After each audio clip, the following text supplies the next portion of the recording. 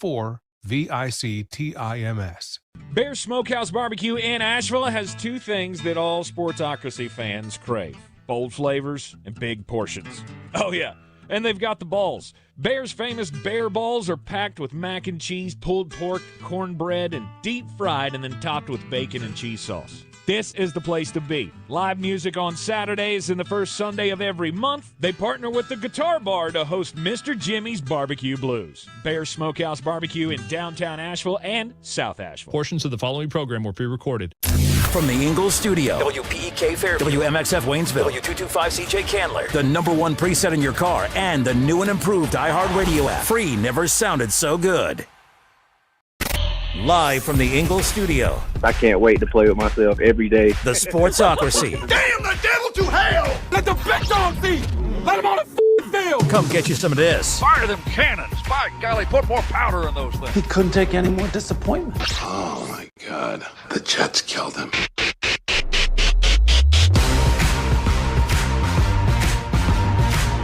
And welcome into the Sportsocracy on ESPN Asheville, 92.9 FM, 880 AM, 1400. The Sportsocracy, heard everywhere you go on the iHeartRadio app, and we are seen everywhere on the tubes, the YouTubes. Just go to thesportsocracy.com, click the live video link, subscribe to the channel.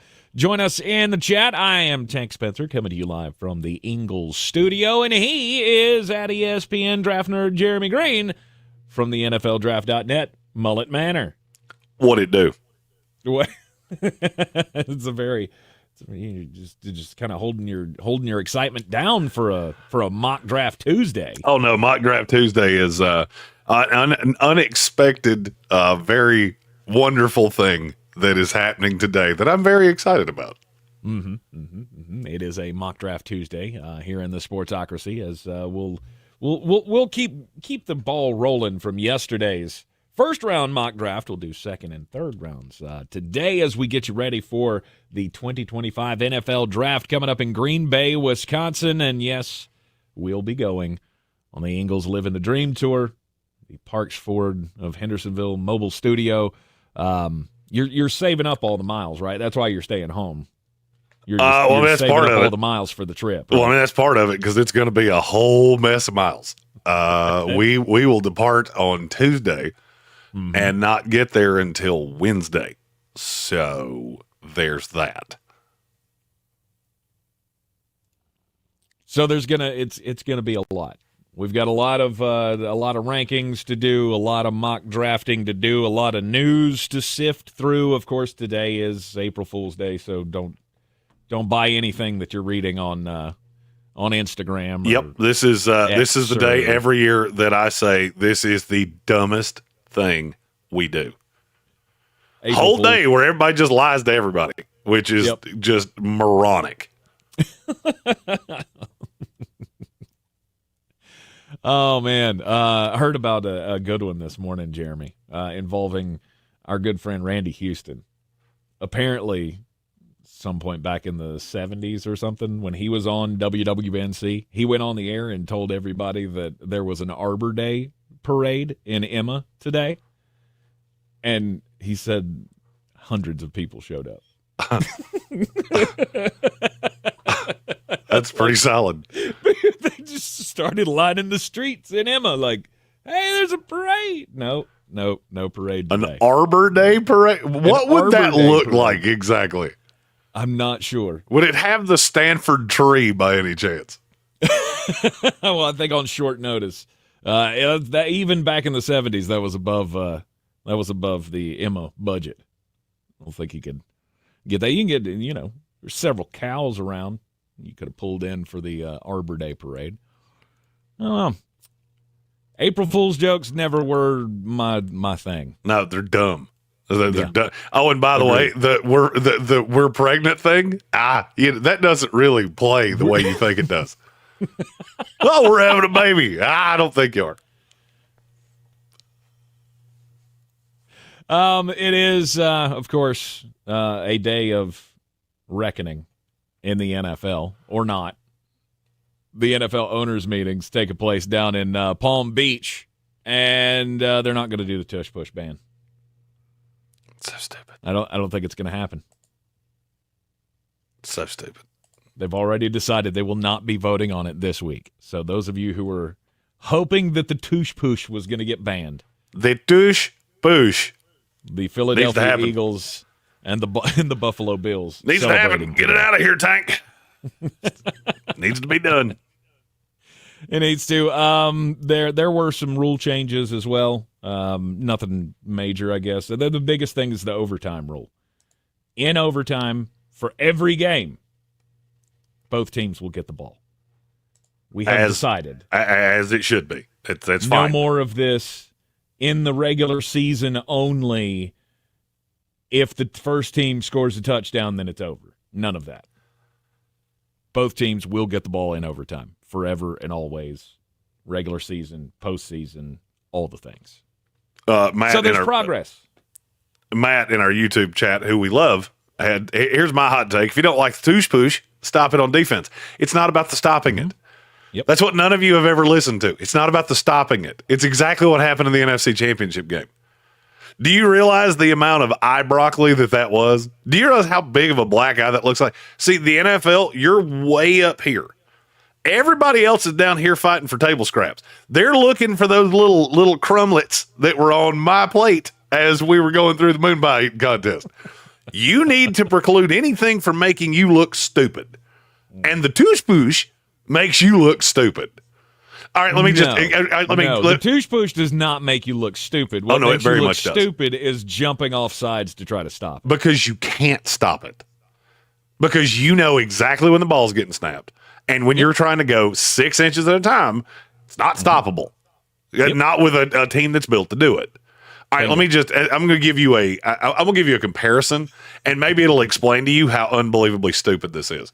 If the NBA made a rule where you could take a point guard and the center could lift them up on their shoulders like we were playing funsies with a little kid, and they could dunk it, and you could not touch them.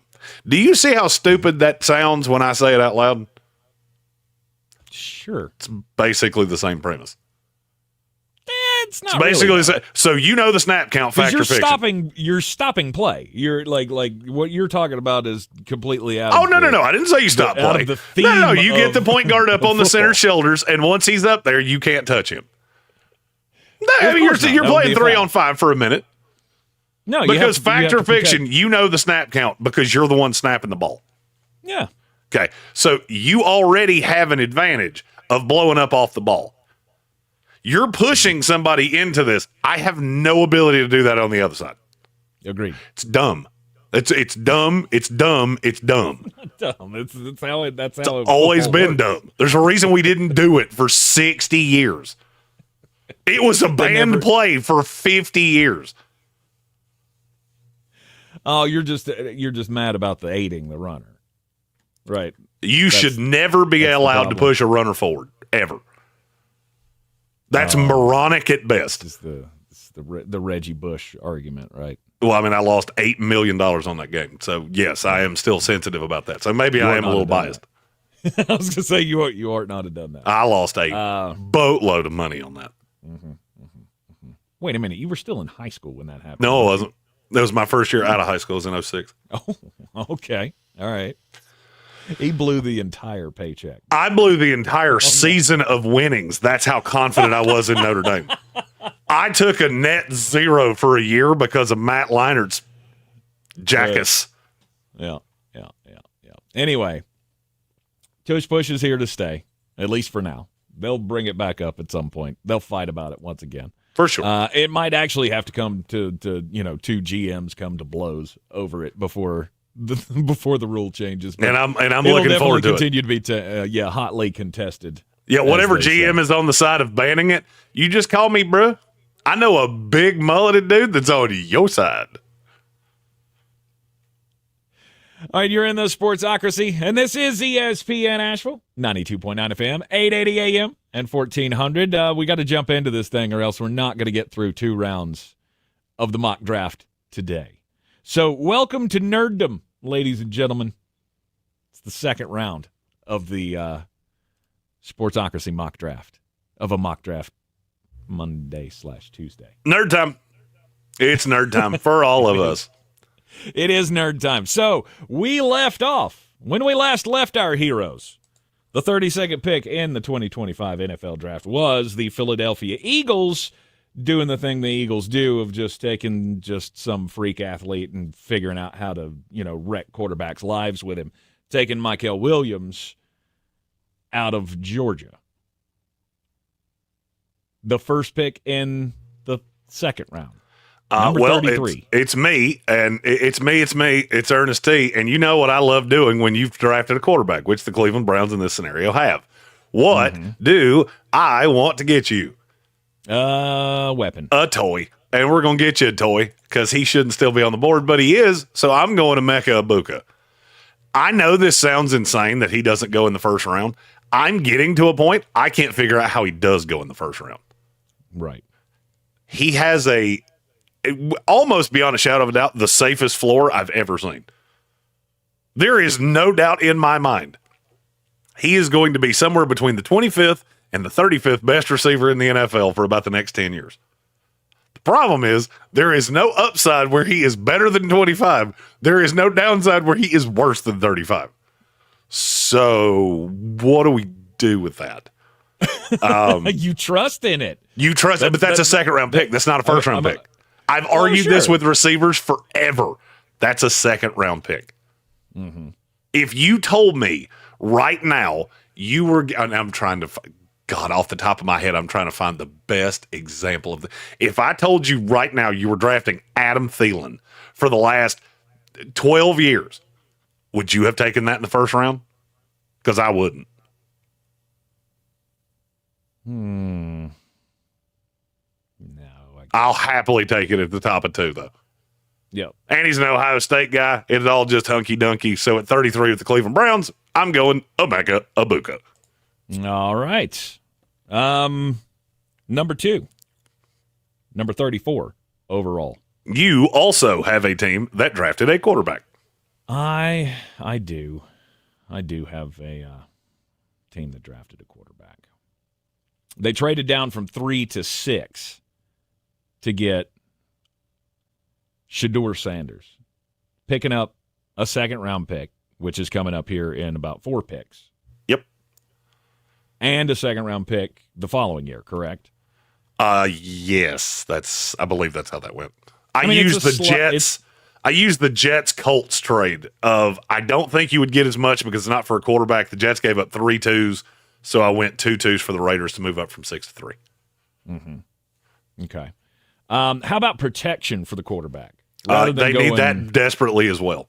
Right. Rather than going with a weapon. But I'm torn. Would you go with Ursery here, or is he a left tackle? Ursery can play left or right. I think that's my answer. Now, the one thing I will tell you about Ursery is he's so damn tall that I would not count on being able to slide him into guard. Mm-hmm. He's going to play tackle. Right. Or he's going to badly play guard.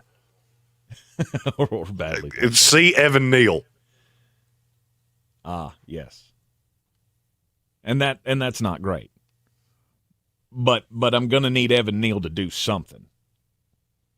He can hold a clipboard. Final offer. He's going to have to learn how to be a backup. Yes. I'm going to need him to learn how to be a backup tackle, a backup guard, something. But I think Ariante Ursery, he makes sense to me. There's a lot of talk that Ursery could end up in the first round. I've heard that more in the last week. Now, be very careful because we are in lying season. That might all be bullbunky, but it is being discussed. I don't mind that pick at all for you. Andrew Thomas is tough to trust because he's been hurt so much. You don't really have anything on the right side. Unfortunately, you paid those guys that are on the inside, so take luck. Hey, you remember when they signed John Runyon? You know what? That might be the dumbest thing I've ever seen in my life. Yeah, we're still there. It hadn't changed. Okay, I'm here with Tennessee. I only have this pick. This is the last selection that I have. Now the question is, I mean, I've got to have a weapon. I feel like that's almost a given. A given, because look, I'm conflicted because I did take Abdul Carter. I do not trust Will. You know what? I'm doing it. I'm going completely off the board. I don't love your weapons. That is a problem. But there are a lot of pieces that I can draft in day 3 to put pieces around what I'm getting ready to do. Okay. I still have Traylon Burks. He's doing stuff. We signed Van Jefferson, so that could be fine. Oh, and Calvin Ridley. And the line's better than it was last year. Still not good, but it's better than it was. So I'm going to take the last quarterback that I could possibly trust in this draft, and his name is one Tyler Nathaniel Shuck IV. Okay. I am officially I'm to the point that I think you're better off to take Tyler Shuck at 35 than you are to take Cam Ward, because you get Abdul Carter this way. At least this way, I can play really good defense. And I believe in Shuck in a way that not many other people do. The difference between Shuck, Dart, and Shedeur Sanders on my big board, pull up my top 100 here. The difference between them, Dart is my 40 overall. Shedeur is way down here. He is 78 overall. Shuck is 87. There's not a huge difference between the two. Yes, Tyler Shuck's a lot older. He's also a lot more ready to start right now. I think Tyler Shuck would be the starter for the Tennessee Titans. And if you tell me I can go Abdul Carter, Tyler Shuck, or I can go Cam Ward, Luther Burden, it is not hard for me to explain to you which one I like better. All right, I can see it. Tyler Shuck, quarterback from, what was it, Louisville, Texas A&M? Nope, wrong one. Oregon? Texas Tech. Texas Tech. Yep. Oregon, yep. Yeah. It was a long road, but he made it to be the next disappointment for Chris Womack and his Tennessee Titans. Every day is a winding road. We get a little bit closer. Yes. Uh-huh. Sure. Next up, the Jacksonville Jaguars, 36 overall, fourth pick in the second round. And, Jeremy, you and I had a little discussion before the show started here about a certain cornerback that you thought would be good. I knew you were going to do this. I knew as soon as it came out of my mouth you were going to do this. I didn't even plan for this. I was just looking and going, oh, wait. We just talked about Azareye'h Thomas from Florida State. He's a guy that, according to the mock drafters and the analysts, he could be worth a 20 pick or the 50th pick. Who knows? Okay, I'm going to go on a little tirade here, and you're just going to have to give me a wide girth here, because this drives me nuts. All right, girthy. One of the things, I've been called that many times in my life, just never when I wanted to be. Bingo. One of the things that drives me crazy with mock drafters is when they go, Team X needs a corner. This is the best corner on the board. Let's just go get this corner. Because there's a thing called a scheme, and certain guys fit in it, and certain guys don't. Azareye'h Thomas, I like with the Jacksonville Jaguars. I would hate him with the Tampa Bay Buccaneers. I would hate him with any team that plays a lot of zone, because he's a press man guy that is super aggressive.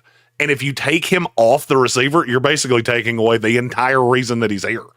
Now, at the combine, he did not measure the way I thought he was going to. He was shorter than I thought.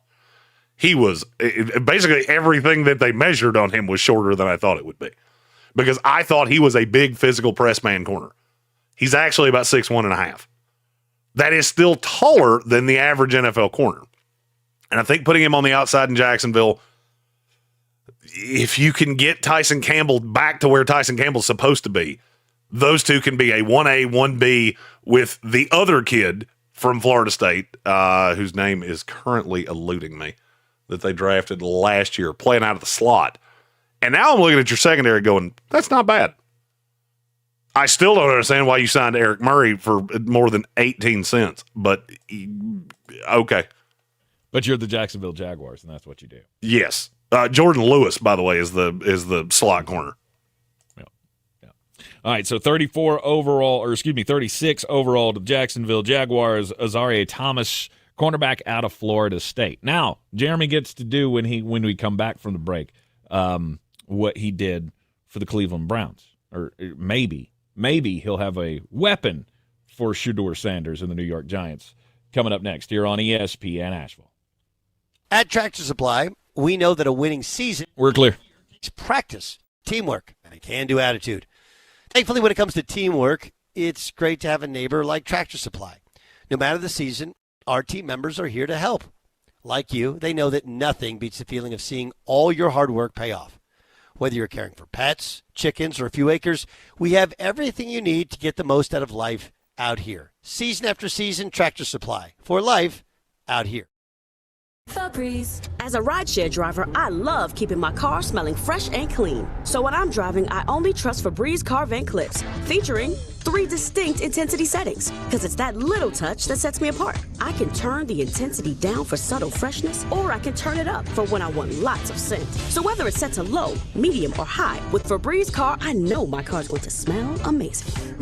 Which keeps my driver rating right where Carter locked himself out of his office. This is a story of the one. As a maintenance specialist for university housing, he knows college students can major in wear and tear. Plus, do you have a key to that door? I don't think so. That's where Grainger comes in. With over take luck. Crawl through the ceiling. Needs, so he doesn't have to. From a new door hinge to a whole new faucet. Call, click Grainger.com. Yeah. Grainger, for the ones who get it done. I can't open with a credit card. I don't know. Here, and I go in and she's eating my lunch. Or if hypnotism is real, you will use the suggestion to enhance your control. Or what's inside a black hole. Black holes could be a consequence of the way we understand the universe. Well, we have answers for you in the new podcast. What's in your black hole? Join me, Jorge Cham, as we answer questions about animals, space, our brains, and our bodies. Listen to Science Stuff on America's #1 podcast network, iHeart. Open your free iHeartRadio app, search Science Stuff, and listen now. I know. It doesn't have to be stressful. Let me, Clarissa Marshall with eXp Realty, your local real estate expert, guide you every step of the way. Whether you're searching for your dream home, looking to sell quickly, or exploring investment opportunities, I've got the experience and the tools to get you the best deal possible. Call me, Clarissa Marshall with eXp Realty at 828-774-6343. Let's make your real estate dreams a reality. I'm your trusted realtor. I'm making moves and making dreams come true. At Ingles, whether we're celebrating Friday night rivals, televising college basketball games, bringing the Fan Fest to semi-pro soccer, or taking you out to the ball game at your minor league park, it's all in the bag. Ingles, low prices, love the savings. Do better, be better every day. That's the Parks Promise. Our mission, to improve lives with every interaction. This is JW, General Manager at Parks Ford Hendersonville. Experience the Parks Promise today at parksfordhendersonville.com. That's parksfordhendersonville.com. Calling all foodies, beer lovers, and barbecue fans. Join us on April 9th at Bear's Smokehouse Barbecue in downtown Asheville for pork and pour, a cut-up, and... What did you say? A butcher will break down a hog while teaching about... Oh, okay. Us, Highwire Brewing, will be on hand to pair craft beers with mouth-watering barbecue bites. Join us on April 9th, where butchery meets brews. Go to bearsbbq.com to learn more. Cheers to pork and pours.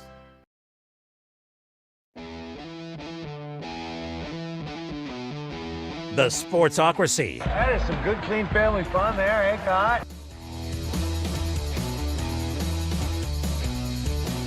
It is ESPN Asheville. Welcome back into the Sportsocracy, and it is time for a super chat from the YouTubes. Here comes the money. Here we go. Money talk. Here comes the money. Don't forget to subscribe to the YouTube channel so you can comment with us each and every day, and of course you can super chat if you feel necessary. Sir Jimothy says he'll watch it later. He's just supporting the cause, and see that's one of the things. That's one of the reasons we love all you cats. And that's love. And yet every time you super chat, just know, and I'm going to go full Sally Struthers here. Every time you super chat into the Sportsocracy, a fat sportscaster, will be live-baited in Green Bay, Wisconsin. You just do not let the fat drunk idiot, the four fat drunk idiots that are going to the draft be thirsty. Stay thirsty, my friends. Stay thirsty. He did all kinds of ad campaigns on that one. I'm impressed. It was a mishmash because I couldn't do the one that I wanted to do, which was Sam Kinison going, "Move where the food is." Which is what I wanted. That's what I wanted to do, but I shouldn't have. Yes. Now somebody in Asheville's going, "Oh, that's not nice." Well, neither am I. All right, we are mock drafting here on a Tuesday. It's a mock draft Tuesday special here. We did round 1 yesterday. Rounds 2 and 3 are the goal today, so let's get a moving here. We got the New York Giants on the clock with the 5th pick in the second round, one that they picked up in the first round trade with the Vegas Raiders, who got up to get Travis Hunter. The Giants fall back, still get Shedeur Sanders, at 6. I just took him some protection with Ariante Urshary, the big 6'6" behemoth tackle out of Minnesota. So, Jeremy, now you get to do that thing that you wanted to do, is give him a weapon. Yes, and I'm going to give him a weapon that's very closely tied to the weapon that he already has because they played together in high school. And I went full false start and clicked on the name too early because if I was the Giants, this is exactly what I would do when I got on the clock in Green Bay. Trey Harris. Mm-hmm. Trey Harris, don't need the clock to count down at, I think it's 7 minutes in round 2. At 6:47, Trey Harris. That's my legit X. Got Malik Neighbors, got Wan'Dale Robinson. Let's go. Trey Harris is the piece they've been missing. I love Trey Harris. I don't understand why people are not as high on him as I am. I get it. He's not crazy fast. He's also everything you want out of an X receiver. And the Giants haven't had a legit one of those, and I could not tell you how long. Plaxico Burress was probably the last legit X they had. Big-bodied, just run the offense through the guy. That takes some pressure off Malik Neighbors. You can still use Wan'Dale out of the slot as the gimmicky guy. That's why I didn't take Luther Burden, in case anybody was curious. Mm-hmm. And I've still got Theo Johnson that I drafted last year. I need a running back later, but there's about 842 of those in this class, so I'll be fine. Trey Harris, 100 times out of 100. 100 times out of 100. Okay. New England Patriots. Oh, are you going to draft another slot receiver? How many slot receivers can one team have? The Seattle Seahawks and the New England Patriots right now are going, you got 5? I got 6. I'll go 12. Oh God, I don't care. I don't need a receiver that's over 5'9". I don't care. Can we give him Luther Burden? I wouldn't, but I mean, you can. I wouldn't. It's like I wouldn't do that. I wouldn't want to do that. If I were drafting for New England here, look, you've got the list of team needs. Mm-hmm. You took Will Campbell early. I still feel like you need to. You're not done on the offensive line. I would seriously consider taking an offensive lineman here. If you were going receiver, I feel like you need. You signed Diggs. You've still got Booty. Mm-hmm. You got Demario Douglas that plays out of the slot. You signed Mike Hollins. By the way, this is why I'm not a fan of just signing random crap. Because and look, Mac Hollins is a nice guy. He's the living embodiment of Fred Flintstone, but I'm also sitting here going, I can't take an X because I invested in Mac Hollins. Mm-hmm. Offensive line is intriguing to me. I know what I would do, and I wouldn't think about it for a second. And his name rhymes with Kyler Looker. Well, I mean, come on. Are you? I mean, you're going down that old New England Patriot, Alabama Crimson Tide path, and that I don't feel like that's gone great. All those years. All I did was tell you what I would do. You could do whatever you want. Well, I mean, that's what I was thinking, but then I thought, well, that's not going to make. See, I really wanted to make Armchair happy, but I don't know that that's going to make him happy. I don't know that it would make him unhappy because he was really lambasting that offensive line in Indianapolis. Right. I mean, it would be Booker or Savagnia, and Booker fits better. I think Booker fits better what they want to do. And then I take those 2 third-round picks that they have. Because, look, there's not a huge drop-off in terms of weapons. So if you're looking to go receiver running back, you can do that at 69, 77 and be just fine. If you don't take a lineman here, may the odds forever be in your favor. Because I'm going to be holding up 3 fingers like the Hunger Games whistling at you. Yes. I considered running back there, but again, it's such a deep class. I don't want to be the one that starts that run, especially since Genty went to Chicago, and I have no fear of Chicago starting it in the second round. I'm going to keep pushing running back as far as I can. Right. So you're going Tyler Booker? Yes, I'll go Tyler Booker, the guard out of Alabama. Love him so much. It's not true at all. He's fine. I think he's in the second round. I'm good. You start talking about taking him in the first round, I need you drug tested immediately. Yep. I mean, I've seen several mock drafters that have him going in the top 12. Yep, and those people smoke crimes. Probably so. Okay, I get the Chicago Bears. I actually get the Chicago Bears twice. So not only do I have to make the pick, I have to think ahead of what I'm going to do next. I got a New Orleans pick sandwiched in there. You know what?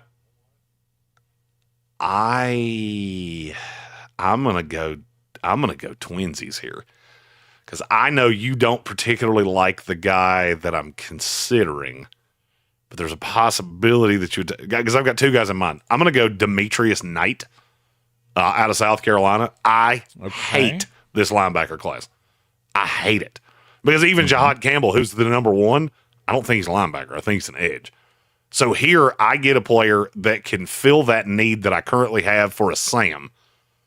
Or I could move Edwards over to Sam and put Demetrius Knight at the wheel.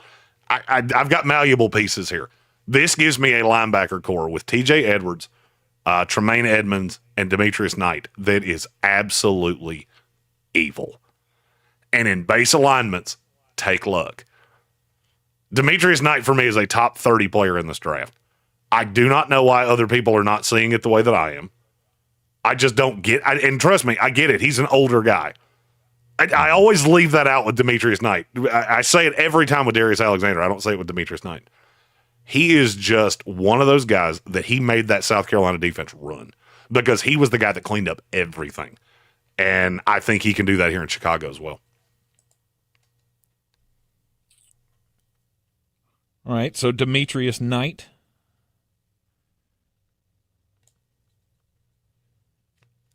To the Chicago Bears. Yep, there's another one that if you take him, I'll have to pass.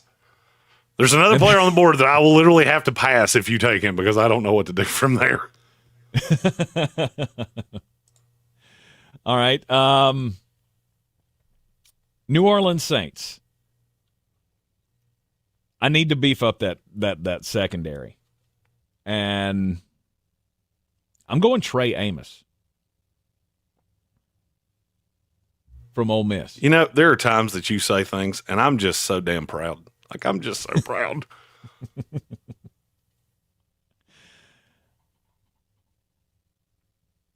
Trey Amos is, to me, he's one of the jewels of this class, because nobody talks about him, because he started at a smaller school. He went to Alabama and got completely lost. Then he went to Ole Miss and was a dog. And he's the most scheme versatile player in this class. I prefer him in places that he's going to play a considerable amount of man and kind of wean himself into zone, because I had never seen him play zone before this previous year. At least not in a way that I felt like was a plus. This year, it got way better. And now you add those 2 Ole Miss guys to that New Orleans defense. I feel pretty solid. Now, I cannot see the chat, but I feel very sure that Andreas Pinckney wants to stab you in the neck with a knife right now. Oh, does he? He says he's not happy right now. Because you did not take Alec Manor, which is what I would have done. In spite of the fact that I do like Trey Amos, I would have gone the receiver. Okay. Now, I'm not saying what you did was wrong. I know he doesn't like it, but I think that is, you're doing the responsible thing, which is I'm building for 2 years from now. Yes. I I can't get New Orleans out of my head of I know you're going to do the thing that benefits you the most right now, which would be IU Manor. Which would be taking a wide receiver. Yes. And now, you didn't. Trying to score some points when your defense still needs some work. Now, you did not take the guy that I was going to take, so I will quickly run to the podium. I can do it before the commercial break because this is where this guy belongs. I just have very little belief that he's going to last this long. It's Nick Eamon-Warry. Him replacing Kevin Byard a year from now is, without a doubt, the best spot he could fall into. Nice. Because he's hyper athletic. He's not a good tackler, which is insane that a guy that tested like this, that's built like a linebacker, my biggest knock is that he doesn't tackle well. But if I put him with Kevin Byard for 1 year, because Byard's an older guy, ultimately he's going to take over as the free safety. But for a year, I can play Jaquan Brisker in the box. I can play some 3 safety sets. I can really fill out what it is that Nick Eamon-Warry can do. And he's a joker piece in that defense. Look, this kid can line up on tight ends. He can line up. I've seen him line up on wide receivers because he is freak fast. He's not as sudden as you want him to be, but I'm okay with that because I have Kevin Byard for the year. And if there's anybody that can teach Nick Eamon-Warry to be the best version of himself, it's that guy. And I love doing that. I love taking a position, especially when I have 2 second-round picks like this. Where is safety my biggest need? No, probably not. I addressed a lot of things around the defensive line. Edge has been kind of killed for what they want to do. And I look at the picks that Chicago has. There are a couple situational pass rushers that I'm going to target in just a bit. And I'm just going to take 3 really high-value players. So I get Genty and the 2 South Carolina guys. And boys and girls, the Bears are coming because we have a little bit of everything. You're in the Sportsocracy, and this is ESPN Asheville, 92.9 FM, 880 AM at 1400. A Mock Draft Tuesday continues after this. ESPN Asheville. And we're clear. Your mountain weather forecast. I cruise along through our Tuesday. Looks pretty good. Lots of sunshine. We're up near 70 degrees, but wet weather is going to be returning. Not tonight. Yeah, Luther Burden. Clouds, milder 50. Tomorrow we may get a few showers. 70 degrees in the afternoon, maybe even a thunderstorm coming into early Wednesday night. But right now, looks like the severe storms stay west. By Thursday, cloudy, mild. How about low 80s? From the Weather Channel, meteorologist Ray Stajic. This report is sponsored by Taco Bell. If you have a spicy side, Taco Bell now has a menu to match. Taco Bell's new caliente sauce made with red jalapenos is the spicy side of Cantina chicken. Try it today, only at Taco Bell. At participating Taco Bell stores for a limited time only, while supplies last. Contact store for availability. From the very beginning, iHeart has believed in me. Even now, I still get excited when I hear one of my songs playing on the radio. Thank you, iHeartRadio, for honoring the truth I've fought for in my music. Because we believe in the power of music. All your favorite artists, all in one place. The free iHeartRadio app. If you're 55 and up, T-Mobile has plans built just for you. 2 lines of unlimited for just $30 a line. That's a 45% savings compared to Verizon and AT&T. But don't just take our word for it. It's not just the savings that are great with our T-Mobile plan. There's all this value from all these other things that T-Mobile offers. T-Mobile has been such a savings for us. We love it. Switch today and get 2 free 5G phones like the Motorola Edge with Turbo Power charging that gives you power for the day in just 15 minutes. And customers 55 and up can get 2 lines of talk, text, and data for only $30 a line. Go to T-Mobile.com/choice55 to learn more. With 24 monthly bill credits and 2 new lines with autopay for well-qualified customers plus taxes, fees, and $35 per line connection charge. Credits end and balance due if you pay off early or cancel. Contact us plus $5 per line without autopay. Debit or bank account required. 45% off 2 lines versus AT&T Starter and Verizon Welcome. Plan benefits vary. See details at T-Mobile.com. Motorola Edge requires 68-watt charger. Charger sold separately. Actual performance will vary based on usage and configuration. It's the moment you dream of. The moment you work for. Train for. Run wind sprints when nobody's watching for. The moment when hours of gym time, court time, prep time, all culminate into this time. The moment when millions of bounces, blocks, and boards all add up to this. Your moment.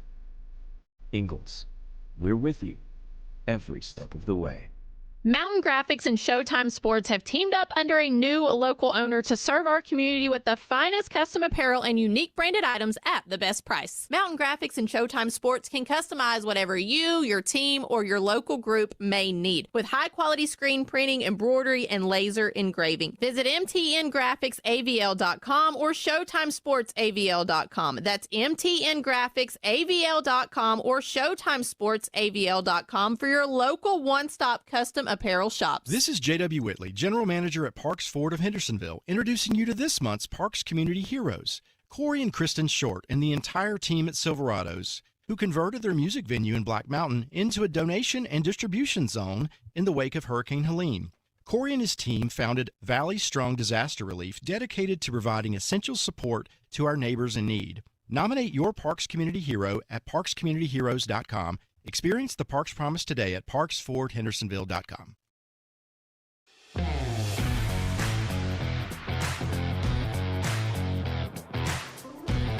The Sportsocracy. Why are you smiling? Because I love football. We are back in the Sportsocracy on a Mock Draft Tuesday. Talking second rounders, third rounders today on the program. Get a little deep divey as we get closer and closer to the 2025 NFL Draft up in Green Bay, Wisconsin. The New York Jets have the 10th pick in the second round, number 42 overall. If you screw up my team, I reserve the right to overrule you or publicly shame you. Or publicly shame me. Either way. Well, the public shaming, that's not too out of the ordinary for me. I mean, I try to put myself in the Jeremy Green mode of what would make me happy as a Jets fan. There are several things here that would make me happy. Alec Manor I would not hate. That's the name. That's the name I was getting ready to say.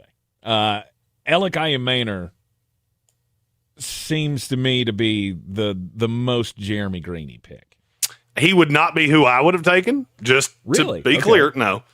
But he would have been a very solid 2 for me. So there will be no public shaming. So I will take Alec Manor. Okay. Since that was my original thought. My question to you would be, what do you think the next need here is? Well, I hate Brandon Stevens. So the fact that you paid him money makes me want to die on the inside. So I would take Savone Ravel and ask Brandon Stevens, how much money do I have to give you for you to walk out that door and never come back here? But I don't think they're going to do that. So I was going to say, seeing as how they just paid him money, which is stupid. You want to know why I hate my team right now? Because basically you've done everything in your power to piss me off for about 2 solid months. And you're doing an outrageously good job at it. Which is probably why they would take Luther Burden and just go, we're just going to do everything you hate. And we're going to make the team worse than it already is. Right. Now, all right, so Alec Manor goes to the Jets. That means San Francisco's next. San Francisco is next. I'm not going to lie to you. I keep looking at Luther Burden going, hey, you know how you replace Deebo Samuel? With Deebo Samuel. But I don't necessarily hate the San Francisco receiving core the way a lot of other people do. Because, look, Ayuk was never getting traded. I thought it was funny that came out yesterday. We're not going to trade Brandon Ayuk. No kidding. In other breaking news, water's wet, and today is Tuesday. You got to have somebody that can rush a passer. You got Will Johnson early. It either has to be a defensive tackle or an edge rusher. For me, it's not hard to figure out that right now edge is not as good. I can wait a little bit. I have 75 and 100. I think that's getting more into where I'm going to feel more comfortable with edge rushers. So right here, I will take a guy that I somehow have mocked to San Francisco about 16 times. Darius Alexander out of Toledo. Okay. He is an older prospect, but he's a ready-made prospect that can slide in. I mean, look, that defensive line at this point, can you name the 4 starters for the San Francisco 49ers right now on the defensive line? No, I cannot. Drake Jackson, who may or may not ever play again. Nick Bosa, which was the given. The two defensive tackles right now are Kevin Givens, who I thought was married to Lisa Givens. It's Lisa Gibbons. Oh, I messed that up. And Jordan Elliott, who I honestly, I believe I trust more in a Sasquatch than I do in Jordan Elliott. So Darius Alexander is a pretty easy pick for me because he just slots in immediately. I know what I'm going to get. I know I'm not going to get the highest of high upside. He's probably going to be what he is, but I'm okay with that. Okay. So Darius Alexander to the San Francisco 49ers means the Dallas Cowboys are up next. And hey, Jerry Jones, he's got a certain college that he really likes, right? Yes. Yeah. I'm giving him Landon Jackson out of Arkansas. My mic was muted for the full exasperated gasp. Why? Where does he play? He plays on the outside of the defensive line. Mm-hmm. And how many people are on the defensive line for the Dallas Cowboys in a base alignment? 3? It's 4. They run a 4-3. Okay. And I do not like Landon Jackson there at all. I think he ends up probably playing hybrid defensive tackle. Landon Jackson is one of those guys that I love to certain teams and I hate to others. If you think he's going to play at, was he 6'7", 270, I think? I think it was higher than that. He's a freak athlete. Mm-hmm. But I like him as a 3-4 defensive end. He's a 5 tech for me, and if you draft him as anything else, you're going to be super disappointed. Really? Okay. My guys with Washington, I think I've said Landon Jackson's day. I'm trying to put it into their brains so that when that pick comes up in the second round, they just mentally they can't think of anything but Landon Jackson. Right. I like him as a player. I don't love this fit. Okay. I get why you did it, especially after you saw him go to the combine, and he would be on the all basketball team of the 2025 NFL draft. Right, and I keep thinking you got to have something on the other side of Micah, and that's not a bad option. Well, and here better than now Dante Fowler. Well, and I will defend your. You've got Sam Williams and Dante Fowler, and those are two high-end pass rush guys. Landon Jackson's not a great pass rusher. Mm. The win rate's always been low. He's always just been kind of the garbage man.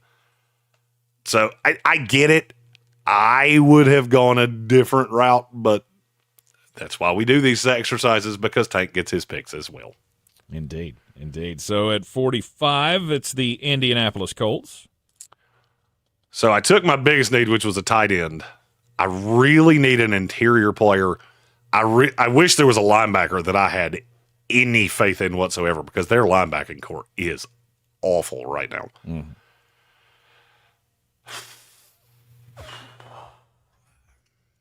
This is one of those times that I feel like linebacker's so bad, and they just lost EJ Speed. I feel like I have to overdraft a guy on my board on the off chance that I say off chance, that made me sound like an egotistical prick. On the chance that I'm wrong, I'm going to go Carson Schlesinger. Because if I am wrong, there are people that think he belongs in the first round. Mm-hmm. I am not one of them. It was 1 year of high level production. Yeah. He showed up at the combine like, I hate when guys do this. So Carson Schlesinger is a guy that my big knock was that you're really light. He played at roughly 220 pounds. Well, then he showed up at the combine at 242 and didn't really do anything. He had a 39.5-inch vertical jump. He put up 20 reps on the bench, that's good, but he didn't run. So you showed up at 242 to acquiesce my fear that you're really light, but you didn't run.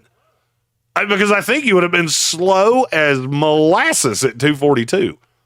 Now, all of that being said, where Indianapolis is at right now, I think they have really improved that defense. I loved what they did in free agency because you don't really have to shoehorn things. And this is not shoehorning for other analysts. You're adding a guy here that I don't necessarily love, but a lot of people in the industry do. And right now, your three starting linebackers have played like a combined. If you take out Zaire Franklin, the other two have played like a combined 400 snaps in the NFL. That's not great. So I'm going to go Carson Schwessinger here. All right. That means I'm up next with the Atlanta Falcons. Oof. Did you see today? Kirk Cousins says he wants to be a starter in the NFL. Of course he does. Why are we? And I wanted the Spice Girls to come to my birthday party. Okay, I mean, sure. fantastic. I wanted that for years, and they kept rebuffing my offers. Right, but of course he does.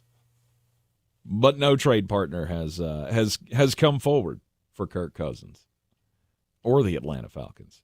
They're just going to make them eat that deal, aren't they? It does appear that way, yes. All right, so where would you go if you were the Atlanta Falcons here next? Well, for Atlanta, we took Atlanta took Jihad in the first round. If there was a center here that I really trusted, I would take. This is too early for Jared Wilson. Mm-hmm. If Landon Jackson was still here, I would have been really interested in him. But Tank eradicated that for me. Maybe you can swing a trade with the Dallas Cowboys. Who knows? If I was picking for Atlanta here, who would I take? Because my mind was on secondary help for them. I would agree with that. And I was thinking Xavier Watts. That is not the direction I was going to go. I don't know that he. I don't know. I don't know that he fits. He doesn't, because Jesse Bates really plays the position. Does the same thing, right? Well, they don't do the same thing. They just play the same position, and I don't think they can play at the same. I don't think they can play out there at the same time. Right. So it would be wasted capital, is what I was thinking. I don't mind the corners at this point. I think you've got two guys that play slot, which is that's not great to me. Mm-hmm. I would be. You know what? I would if it were me, and I'm not telling you what to do here. They need pass rush. Fact or fiction? Fact. You added Jihad Campbell that you're going to be converting into a position that he kind of plays linebacker, he kind of plays edge. Mm-hmm. Why not give him TJ Sanders to play 5-tech? Because TJ Sanders is going to get home, and he's going to get home a lot.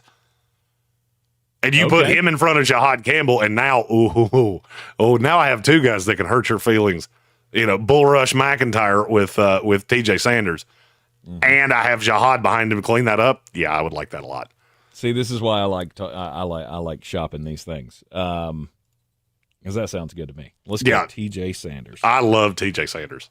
I'm not his agent, but I do understand how people could get confused that I'm not. I have him in my top 30 overall. So hopefully that is the pass rush answer that the Atlanta Falcons have been looking for since Abraham. Probably, yeah. Look, that is you added two pieces that can get after a quarterback. Period. Mm-hmm. And I'm really fond of that. All right, so that brings up the Arizona Cardinals with the 47th overall pick. Last one before we take a break here. I always feel like there's such pressure here because I know I have I know I have Red Sea, who is really keeping me honest here. Mm-hmm. I'm very tempted to take Savon Ravel. Very tempted to take Savon Ravel. Because I like him so much. And I think he's a day one starter. The question is there anybody on the offensive line?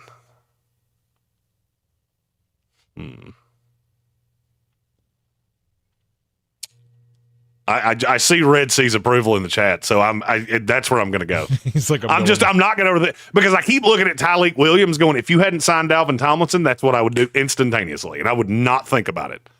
Mm-hmm. But you did. And Dalvin Tomlinson's at that weird age where he's not really old enough that I'm looking for his replacement, but he's not young enough that he's irreplaceable.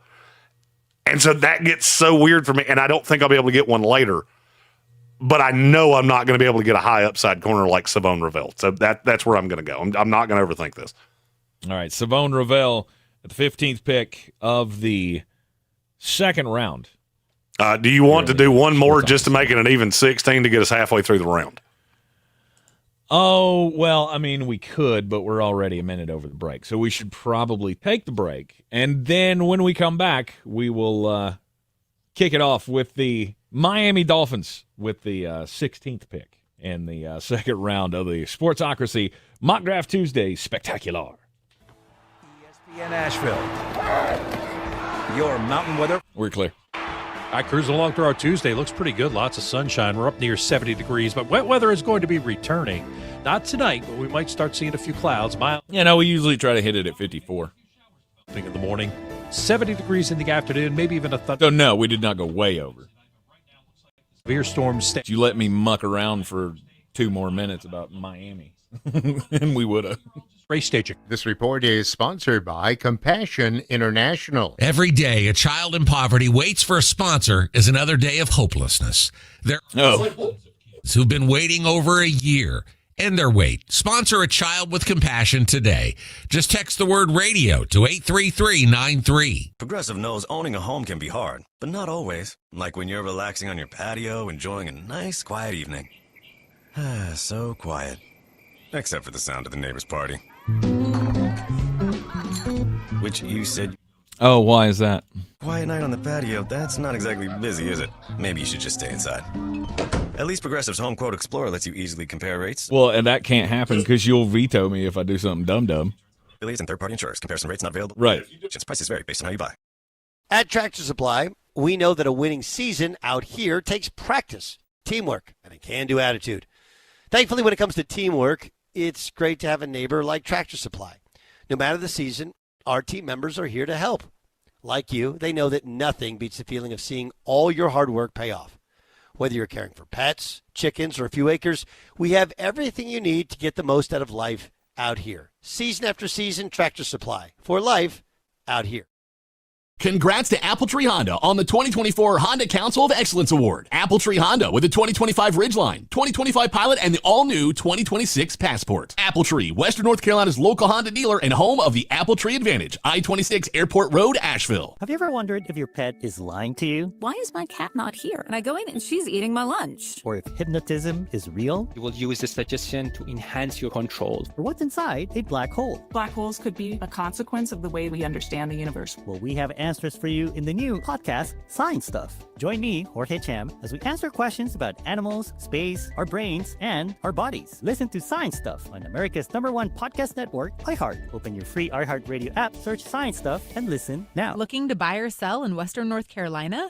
At Clarissa Sells WNC, we're proud to be the #1 real estate team in Buncombe County, selling over 100 homes in 2024. We represent both buyers and sellers, and with a personalized approach to meet your needs. At Clarissa Sells WNC, real estate isn't about properties, it's about people.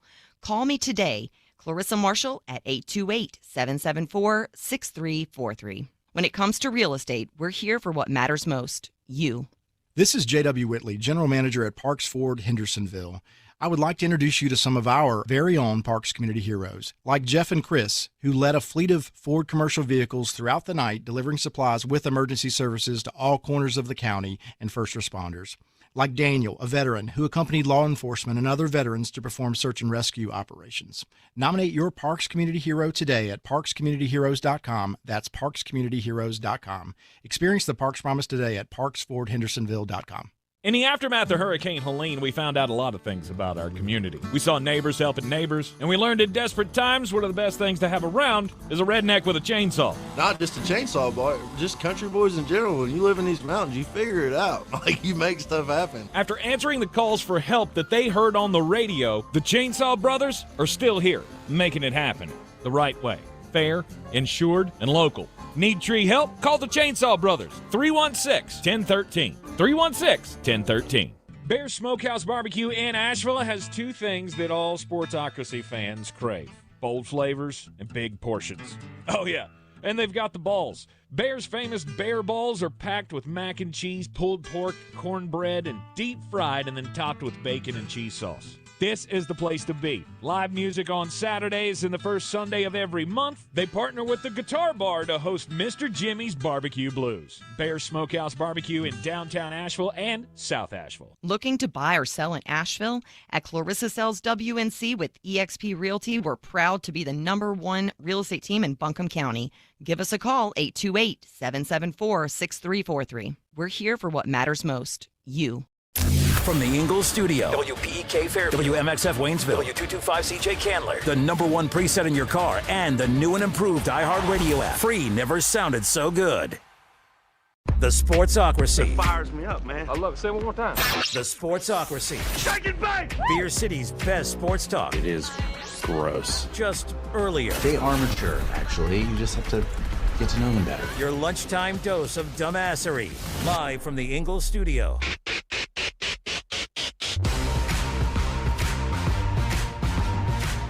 We are back in the Sportsocracy on ESPN Asheville, 92.9 FM, 880 AM and 1400. The Sportsocracy heard everywhere you go on the iHeartRadio app, and we are seen everywhere on YouTube. Just go to thesportsocracy.com.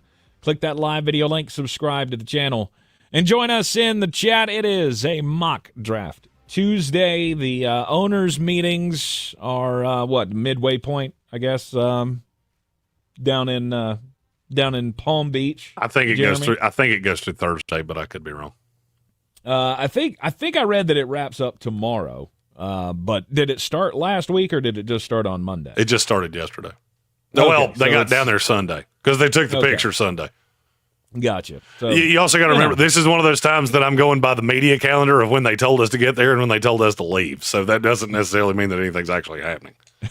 Right. I was listening to Clinton and friends earlier, and the reporter that was down there, I don't remember her name, but she was talking about how while you're down there in Palm Beach, wherever they're having this at, you really know the difference between the haves and the have-nots.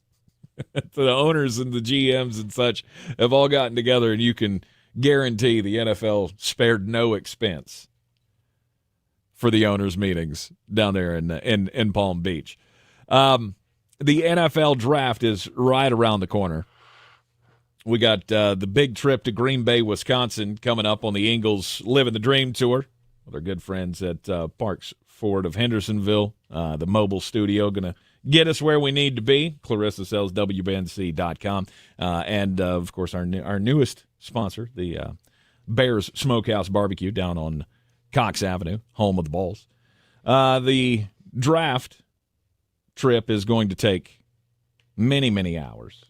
It'll be a long, long trek. And the question I have is, how many classic country songs do I have to listen to? Well, you have three presets. You have Creed Radio, 90s country, and Luke Combs. You can pick which one you want, Tank. It's torture. It's absolute torture. Well, are you going to be able to drive by then, or do I have to do this whole thing by myself? Oh yeah, no. I'm driving my car now. Surely I will be in. I'm hoping to be in actual shoes by the end of this week. My foot's still a little swole, and I can't really get it into the shoe just yet. So I'm still in the walking boot, but I'm hoping by the end of this week I'll be in regular shoes, and I'll be able to run fast. Look at my shoes; they make me run fast. Exactly. All right, we are to the Miami Dolphins, the 16th pick in the second round on a mock draft Tuesday. The Miami Dolphins, it's difficult. It's difficult for me to figure out what exactly to do in this situation.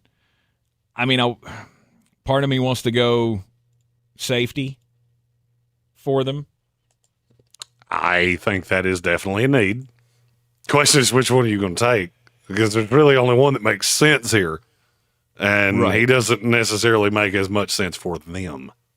Well, and there's also, I can't get past Tyleek Williams, and for some reason I want to see him in a Miami Dolphins uniform.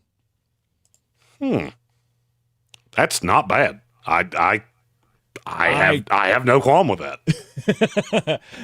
I just have this forever image of the big hole clogger. I guess it's, the Christian Wilkins thing. I mean, it's always been a hallmark to me of Miami Dolphins defense, is that they're going to have somebody down there that can eat up runners.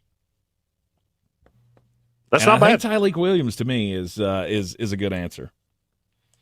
And you're going to wait until you're picking the 90s for that offensive line piece?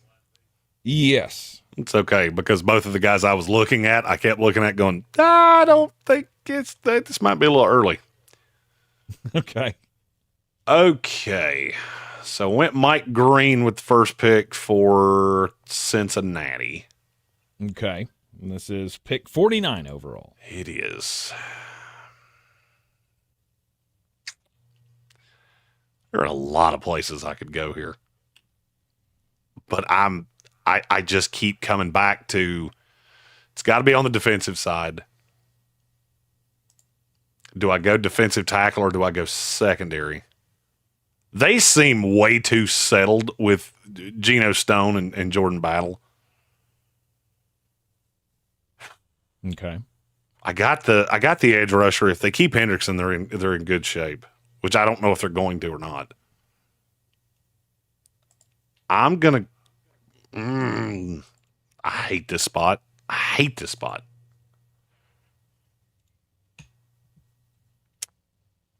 I really want to go Omar Norman Lott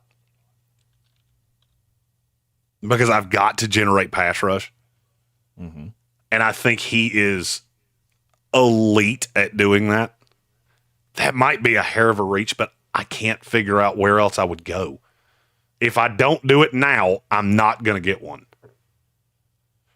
And I keep looking at that 19% pass rush win rate. And if you do keep Trey Hendrickson, you put him on the inside of that, he could turn into Chris Jones. Now, it's going to be a wish version of Chris Jones because he's not athletic enough to hold up to that kind of snap count.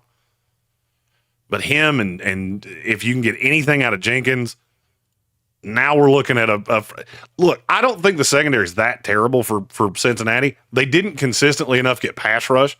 So you were asking those corners to hold up way too long. So I'm going to go Omar Norman Lott. Omar Norman Lott. Which is easy for me to say. Clearly. All right. Cincinnati Bengals taking Omar Norman Lott. Evan Doyle said, I promise you it's going to be a guard. The only problem is there's not any guard I would have taken right there would be at least a half a round reach for me. So I'm looking to the third round going, man, I just really need one of those guys to fall for me. Okay. Fair enough. The Seattle Seahawks, next up on the clock. Oh, take Luther Burden. So they have 7 slot guys. I'm not taking Luther Burden. I'm not eyeing a weapon here. Should I be? Not necessarily. If there's a tight end that you believe in, I think this would be a nice place for that. If there's an edge rusher that you really like fitting into what they do, then I could get on board with that. Seattle doesn't have, oh my God, needs outside of the offensive line. The offensive line is oh my Lord, what are we doing? And I've already added one of those, and it's really a little early to be doing it again. And that was my thought as well. And I keep staring at Princely Umana-Malayan, thinking I believe McDonald could get some use out of that guy. I tend to agree. I think he can stand up as well. And he'd be a nice safety net for DeMarcus Lawrence if he can't stand up at this point. Mm-hmm. Because there's a possibility they brought DeMarcus Lawrence in to only be in even front nickel dime alignments, and they need somebody else that can stand up, and I think Princely Moon-Malayan can do it. All right, let's go with that. Tampa Bay Buccaneers are up next. I'm really angry that Savon Ravel went to Arizona, because he would be so nice for your team. Mm-hmm. You took wait a minute. This is Denver, not Denver's at 51. Oh, are they? Okay. Yeah, you jumped to whole picks because you go Seattle, Denver, Seattle, Tampa Bay. Okay. My bad then. So we have a super chat for this pick that we actually held just for when this pick came up.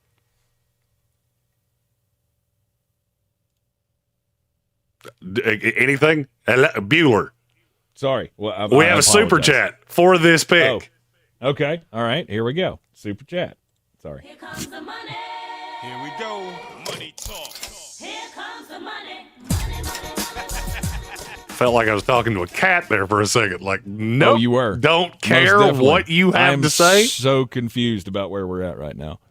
Soaring Eagle, I'd like to make a request for Tank when he picks for the Broncos. Our pick at 52 needs to be a corner. I would agree. This needs to be a corner. I would have really liked Trey Amos. Not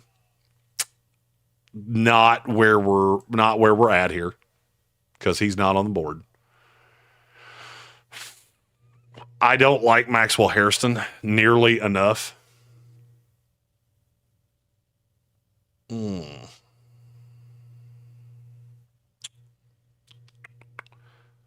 I don't like Hairston enough. I hate getting conflicted like this because I don't think it's... I considered Benjamin Morrison here just solely because Denver can afford to take that risk. Because if you're right, and he is right, you're golden. I'm going to go Darian Porter out of Iowa State because I like the raw on him, and I think there's enough. Look, he was not great in man last year. He's still figuring out how to play this position because he was a wide receiver for a long time. And there's not a ton of nuance to him, but he's so good in zone. And he's so reactive, and he's so big, and he's so physically gifted that I think putting him with Vance Joseph can get a lot out of him. So I'm going to go Darian Porter to the Denver Broncos. Okay. And I did not do that solely because Red Sea said it. I did that because it makes sense. Or Red Sea, Freudian slip. Soaring Eagle said it. I did it because it makes sense. Okay. All right. Very good. All right. Did you figure out what got you all flustered because you were? No, I'm using a different server than you. I'm using Walk the Mock, and Walk the Mock is all out of whack. The trade for Geno Smith. That's how. Or no, that's not the Geno. That's the DK Metcalf trade. I'm sorry. Okay. So Seattle got the extra pick. So we had a real problem with the draft order. Mm-hmm. Tankathon. Tankathon or PFF, or use the one on my website, NFLdraft.net. That is from the NFL. That is the draft order. Yeah, I had them both up, but I was just going by Walk the Mock, and here we go. Tampa Bay's next. Nope. Nope. Not at all. Not at all. So I apologize for getting lost on that last on that last little exchange. Seattle's up next at 52. All right. So what have we already done for Seattle? We've already given them Kelvin Banks Jr. Yep. I just gave them the edge rusher with Prince Amun-Malayan.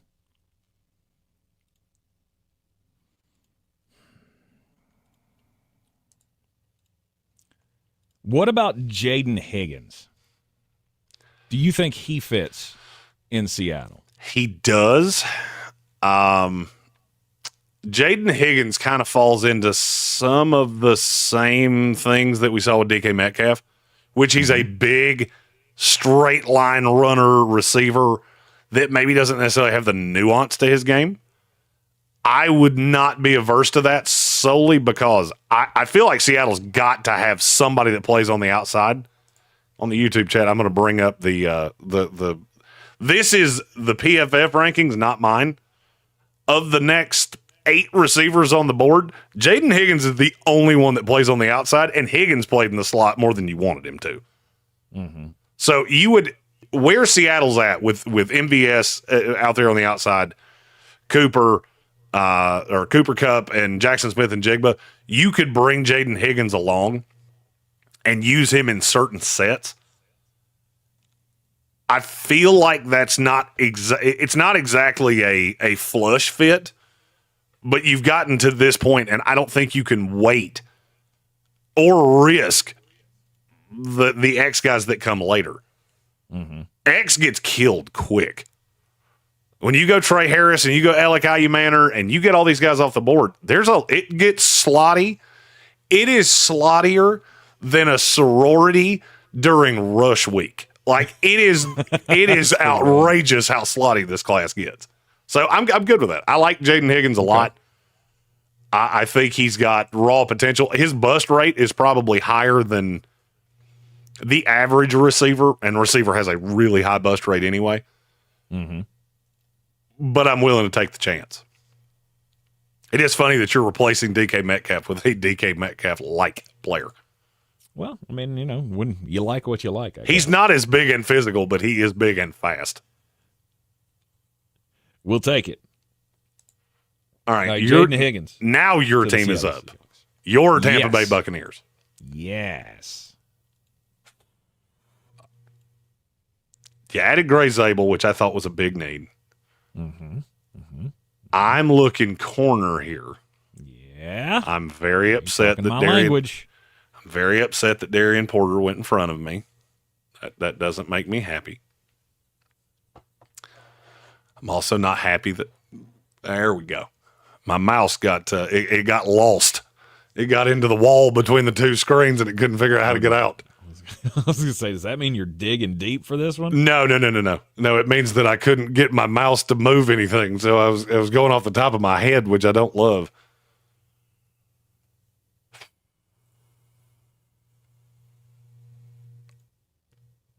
I don't love this fit, but you're just killed up against it. Because I don't like taking Benjamin Morrison here because it's just too early and everybody else is such a reach. I think you would really have to teach this kid how to play. You would have to teach him how to play within the confines of your system. Mm-hmm. But you are so zone heavy and you're so blitz heavy that I think you can use his recovery speed and get what I saw out of him 2 years ago more than what I saw out of him last year. I'm going to go Maxwell Hairston out of Kentucky. That was the name I wanted to hear. I keep hearing this kid going in the first round, and that's dumb. It's dumb. He was hurt a little bit last year, so I'm giving him a bit of a blip because he was really bad. But then he ran the freak 40 time, and he is a bigger kid. I think this is where he belongs, is in about this range, not any higher than this. Okay. I talked myself into that fit the more I thought about it. All right, Maxwell Hairston, the cornerback out of Kentucky, going to Tampa Bay at 53. When we come back for the break, we'll pick up number 54, Green Bay Packers, on the clock here in the Sportsocracy on a Mock Draft Tuesday. This Medical Minute brought to you by Haywood Regional Medical Center. Expecting a new baby? At Haywood Regional Medical. All right, we're clear. Deliver joy. And when you have a new addition to the family, you want to give birth in the place that feels like home. Haywood Regional Medical Center has private rooms for mothers and families so you can stay close to the ones you love. Tour our birthing facility in person and see the comfortable rooms where you can welcome the newest member to your family. And when adding a new baby, Haywood Regional Medical Center understands the importance of a personalized birthing experience. That's why we bring together a skilled team of doctors, nurses, and midwives right here in your own community for every delivery. In addition, to help ease your journey into parenthood, we offer classes for soon-to-be mothers and their partners so you can learn what to expect during labor, postpartum, breastfeeding. Sorry, what did you say? At Haywood Regional Medical Center, we'll help you and your newborn live your healthiest life. Visit myhaywoodregional.com to learn more or schedule a tour. This Medical Minute brought to you by Haywood Regional Medical Center. Tractor Supply. I kind of did the same thing. It's practice, teamwork, and a can-do attitude. Thankfully, when you have a neighbor like Tractor Supply, teamwork comes easy.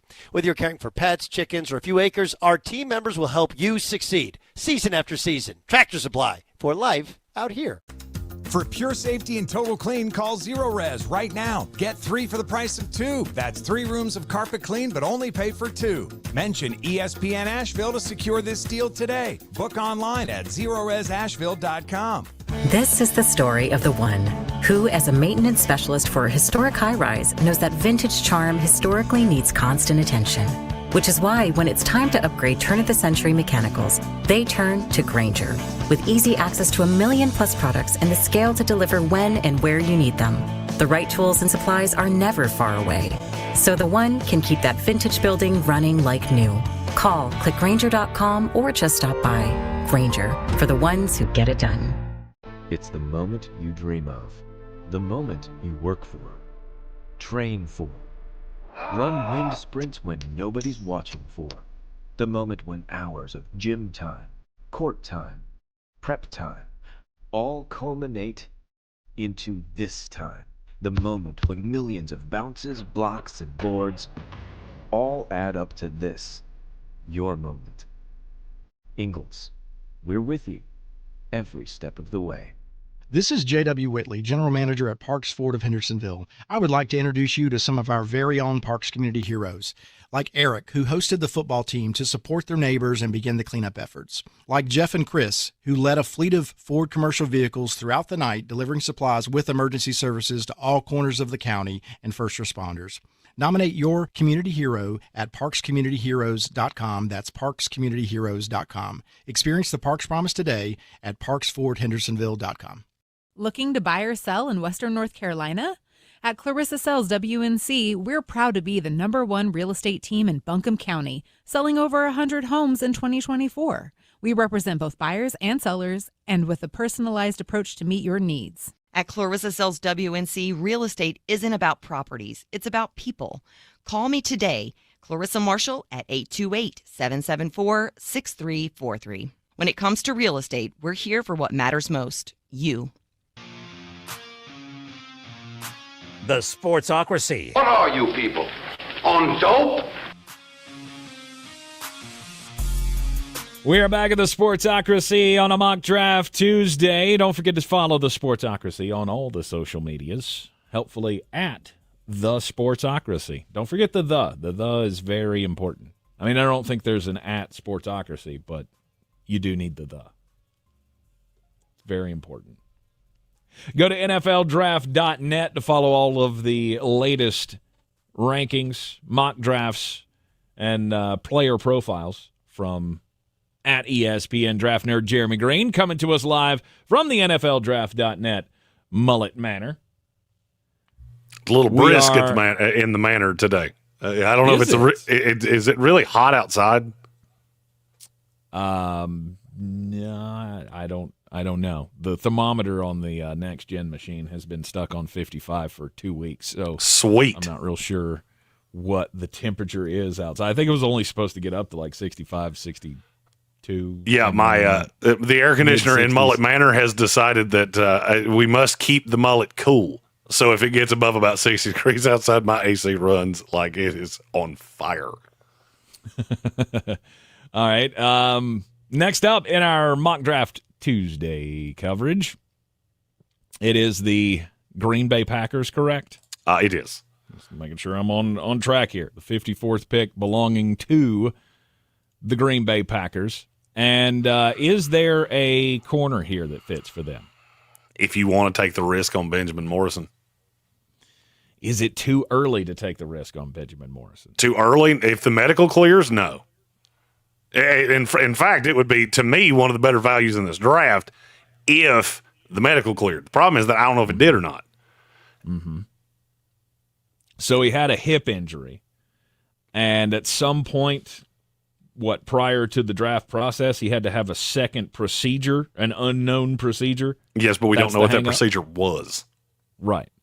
So we don't know if it was just a minor procedure where he had, fluid drained or something, or if it was something more intrusive. Yeah, I would take the risk. I think I'm going to, solely because if I don't, corner gets so bad. And it's not even that it's bad, it's just they're all projects. And so this might be a little high, but as I said, if the medical checks out, then and you go back to that 2023 tape. I mean, look, we thought this kid was going to go in the top 10. Right. If he comes back to where he was or close to it, or, who knows? With under Jeff Hafley, he may have, an awakening and be better than he even ever thought. But is there anybody else in this draft class that has that kind of high side? No. That could and then, look, there are a couple corners that I like that will go in the third round. That's the last guy you could take here. Everybody else is mid-3 or later. So now corner is dead for an extended period of time. Yes, I will. I'll feel the need here, take the risk, and go Benjamin Morrison. The Los Angeles Chargers have the 55th pick.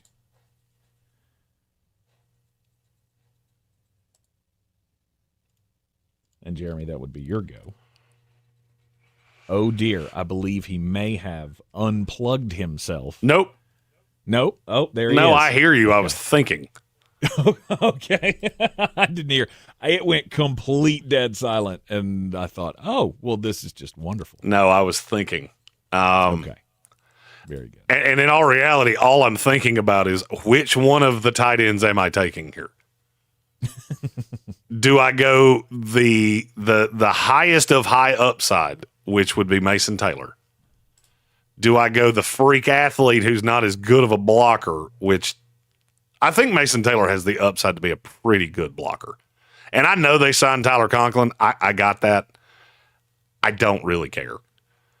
I added the interior player in the first round with Shamar Stewart. I don't really think they're going to address receiver until 3 or later. And I don't think they could resist the urge. I just knowing of Jim Harbaugh, what I know of him, I think he would look at Mason Taylor and go, there's a lot more to get there. Because that's been my qualm with Taylor the whole time. There's still a lot of raw in him. I'll tell you a stat about Mason Taylor. I didn't know this until last night. What percentage of his receptions were inside 5 yards away from the line of scrimmage? And this is not a small number because he had 55 catches last year, 36 in 23, and 38 in 2022. 32. Double it, and you're still low. Wow. It's 71%. That's schemed. That's not you. That's schemed.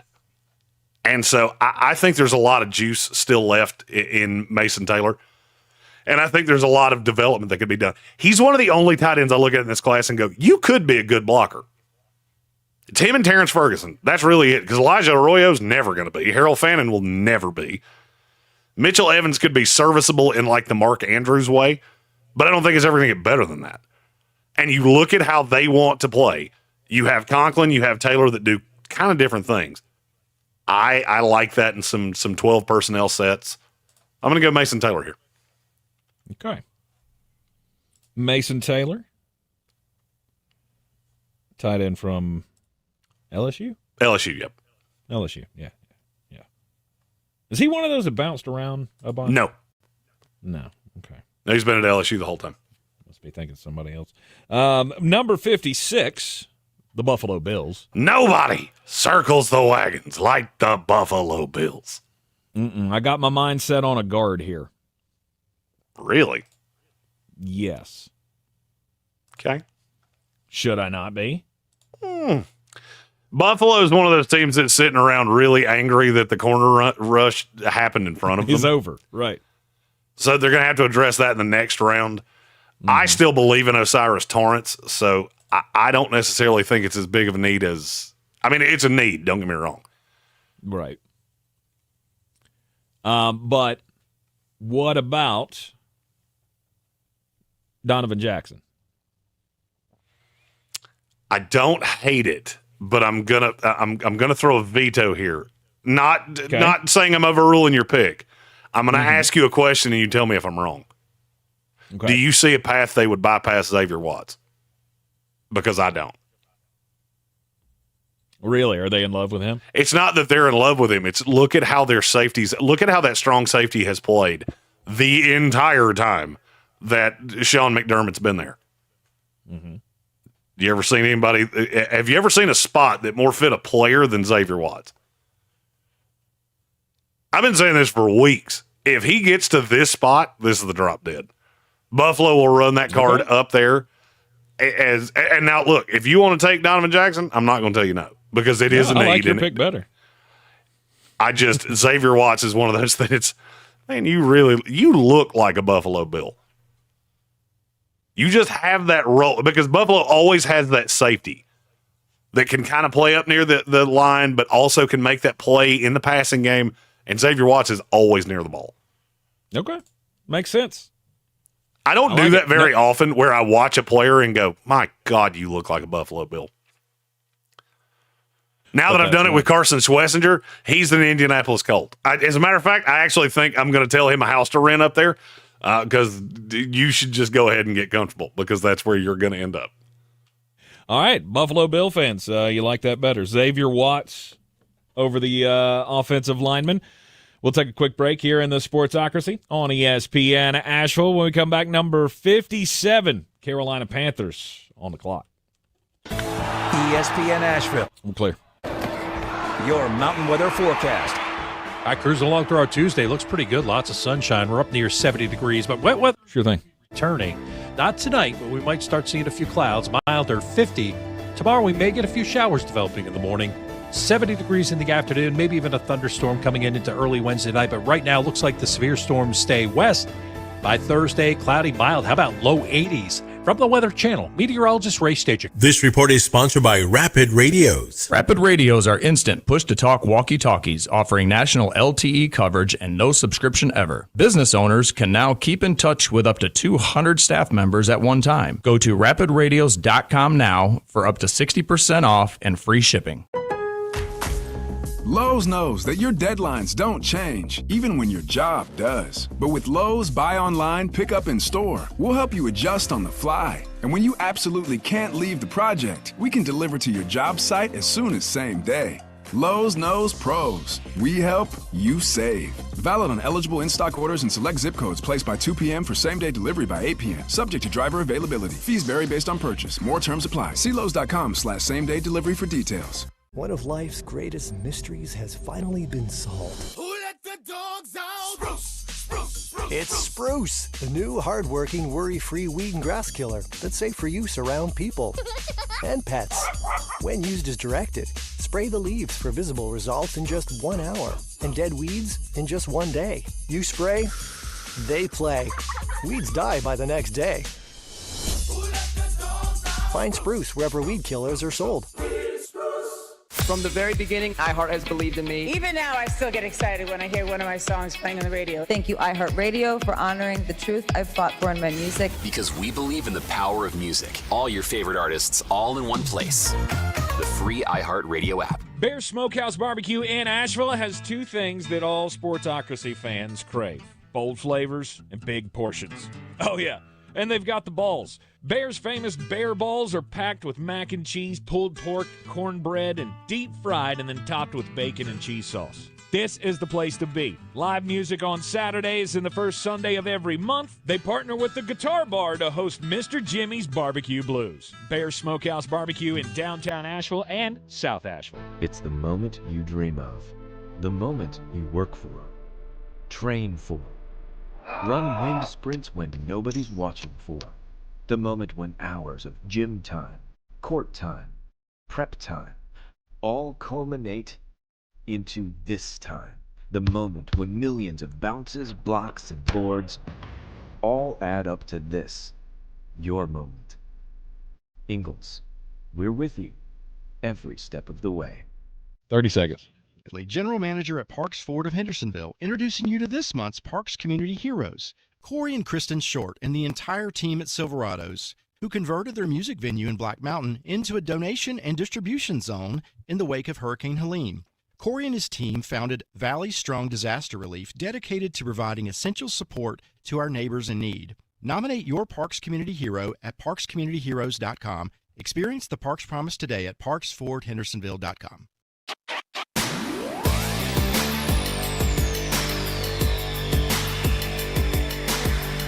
The Sportsocracy. These guys are a f***ing disgrace.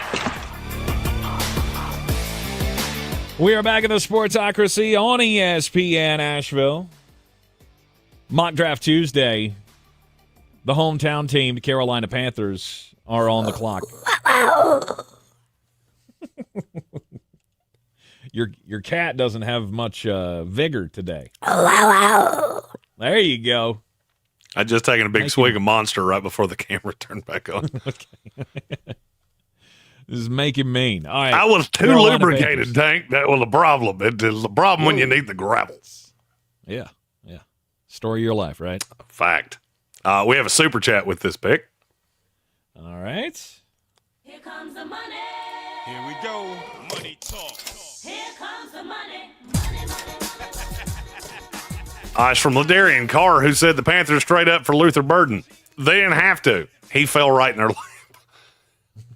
Look, Luther Burden has become one of those guys that I just can't find a fit that makes sense. He made sense with Pittsburgh originally.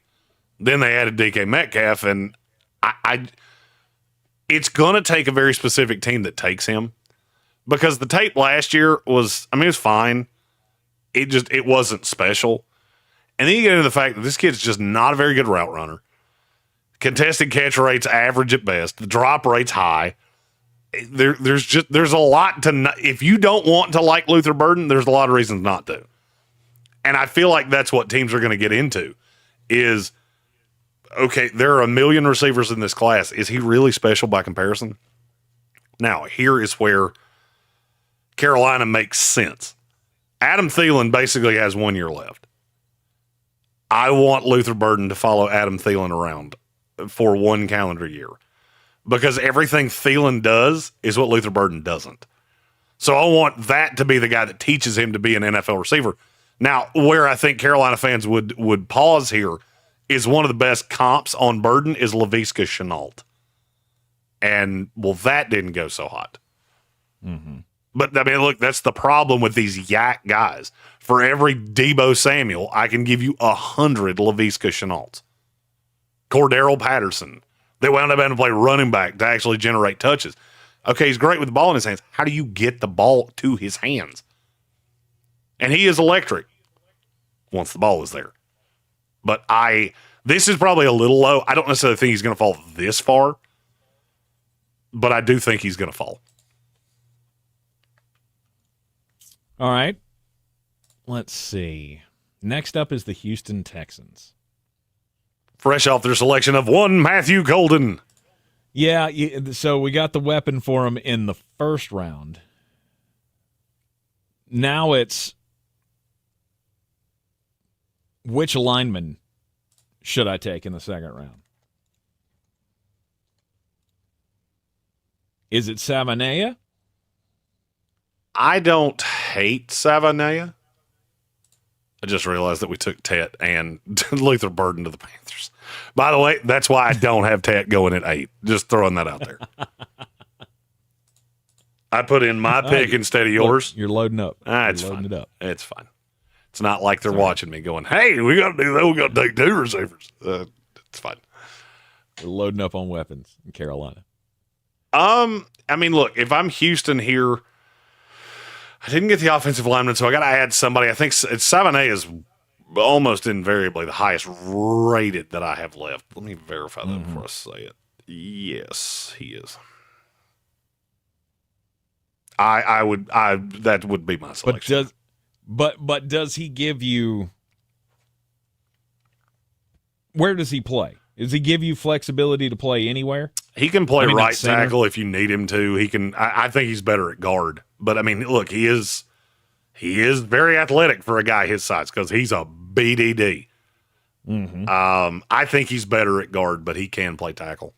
The thing you got to remember with Houston is it's got to be something they can play right now. So, like Cameron Williams, who I like the future better with, I don't know that he's ready to play right now. So I would have to take the guy that's the most ready. Donovan Jackson, he's ready too, but he has absolutely no ceiling. Mm-hmm. His ceiling is the roof. It's not going to be much. And you just traded one of those guys in Kenyon Green. So, yeah, Savannah makes a lot of sense. Okay. Then the Baltimore Ravens at 59. Oh, who's there that would just anger every fan base? They take Ezra Rocco in the first round? Yes. So they took Ezra Rocco in the first round. Let's look at their needs. Just to verify before I do something stupid. So don't take another. So I don't double up another player team that belongs to them. Yeah. They need a guard. Do I want to do that here? Because there is one that makes a lot of sense for Baltimore. Because this team runs so much. Oh, yeah. Mm-hmm. Andrew Voorhees. You remember when I just loved him? Yes, Still kind of do. He just can't stay healthy. I'm going to address guard here with a player that I would love in this system. He played tackle in college, but I think he'll be a guard in the NFL. It's Wyatt Millum out of West Virginia. This dude's got just that downhill country strong dog in him.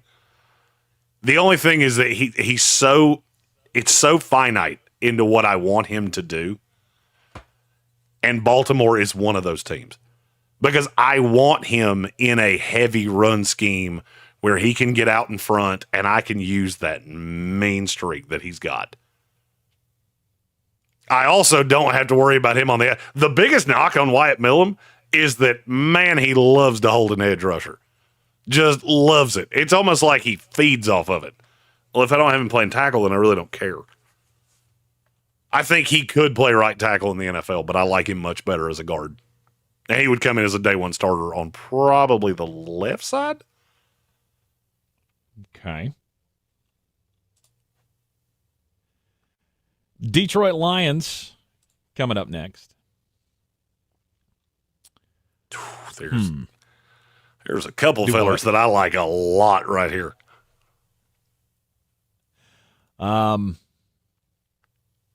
For the Lions? Mm-hmm. Do tell. Well, for me, the biggest needs for Detroit are you've got to get the edge which they did with our buddy Mr. Scouton. Right. Guard is also a big need, and there is another one that kind of fits in. Basically, take everything I just said about Wyatt Millum. There's another one that fits that just so well for the Detroit Lions. And it is? The guy whose name you really struggle to pronounce. Marcus Mbow. Oh, Mbow. Yeah, he is a bulldog as a run blocker. I'm not going to say worthless as a pass protector, which is, by the way, that's the reason I did not in any way evaluate him as a tackle. If you move him to guard, I think he's a top 60 player in this class. Really fluid mover, got a nice mean streak, and I want him to be the guy opening the holes in the run game. He can hold up against the pass on the interior, especially if you put him inside Panay Sewell or, even Taylor Decker on the other side. Mbow's another one of those. I've had him to Detroit, I think 5 of the 6 mocks I've done. All right. Because when I watched him at Purdue, I went, that's a Detroit Lion if I've ever seen one. All right, at 61, I didn't mean to make your command. I didn't mean to make your pick for you, but that one made way too much sense. You're all good. I had it narrowed down to a lineman. Just wasn't sure which one. So I like having you check the scheme fits for me. Washington is one of the few teams that I look kind of up and down the roster and go, you don't need much at this point, so we can kind of, hey, who's the best player on the board? In the first round, who do we take for them? Jalen Walker. Jalen Walker. Yeah, I can't unsee him being the Temu version of Micah Parsons in Washington.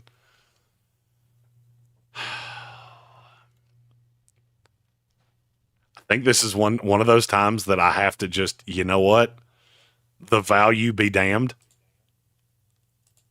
I'm going to take the best player on the – it's Caleb Johnson. Okay. You give me that running back behind Jaden Daniels. Big-bodied, home run hitter. You want a run game behind Jaden Daniels? That's how you do it. You give him a kid like this. Is he a great pass blocker? No. Is he a great receiver? I don't know because they didn't ask him to do it very often. I never saw natural fluidity when he was out in space in terms of the passing game. But in terms of a guy that I will bet you anything you want, Caleb Johnson's 1,000-yard rusher in this league. Oh, okay. Because he's right behind Marion Hampton and Genty for me, and you're getting him back here at the back end of the second round. Oh, and you remember Austin Eckler, that guy that you just – yeah, he's the third down guy. So it takes – I don't care. I don't need him to be a third down guy because I have Austin Eckler. Right. That's not the biggest need. That's a luxury pick to the highest degree.